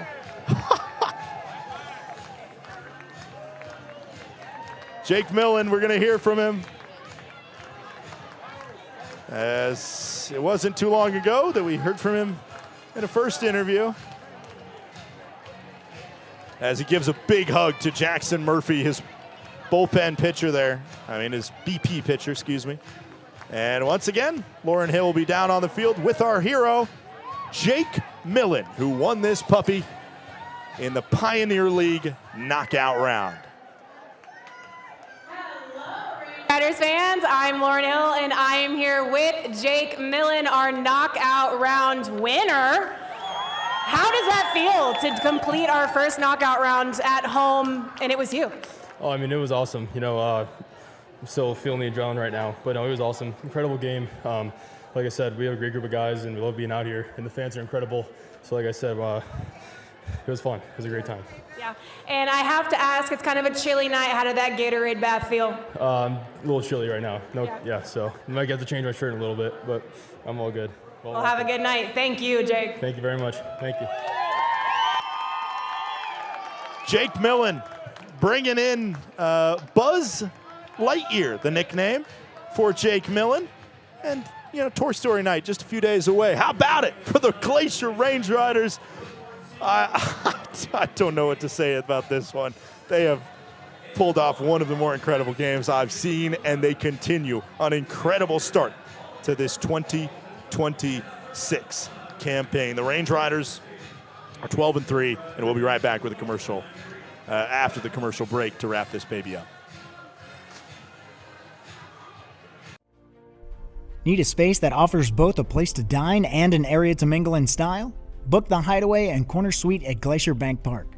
You and up to 50 guests will enjoy full catering services in the Hideaway, and incredible mountain views and comfortable furnishings in the luxury Corner Suite. This versatile combination offers a space to dine and a place to relax, creating the perfect arrangement for guests looking to mingle, network, and celebrate. Book your office party today at glacierbankpark.com. Numbness and tingling in the hand can make you lose your grip. Hi, I'm Dr. Nate Fogel. I'm an orthopedic surgeon and hand specialist here at Logan Health. Repetitive actions can lead to a condition called carpal tunnel. Left untreated, these symptoms can interfere with your daily life. Our fellowship-trained hand surgeons offer patient-specific care to help you regain control. Here's to getting a grip on life.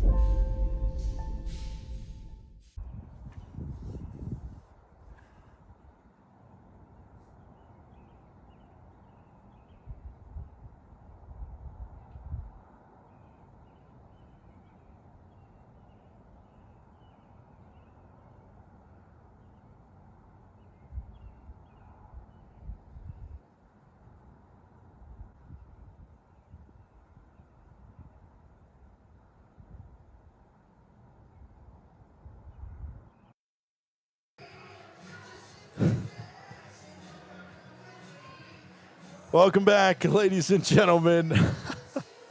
I am still trying to recollect my thoughts after an unimaginable finish here at Glacier Bank Park. Last year, so many one-run losses, many of them coming in the knockout round, and it seems like the cumulonimbus has left from over top of the Range Riders' finished games. Cumulonimbus, another word for a thunderhead, and it's all blue skies, it feels, for the Range Riders after finishing a contest like that. Range Riders win by a score of 11-10, technically, in the knockout round. No winning pitcher, no losing pitcher assigned in a knockout round victory, so nobody gets credit one way or another there.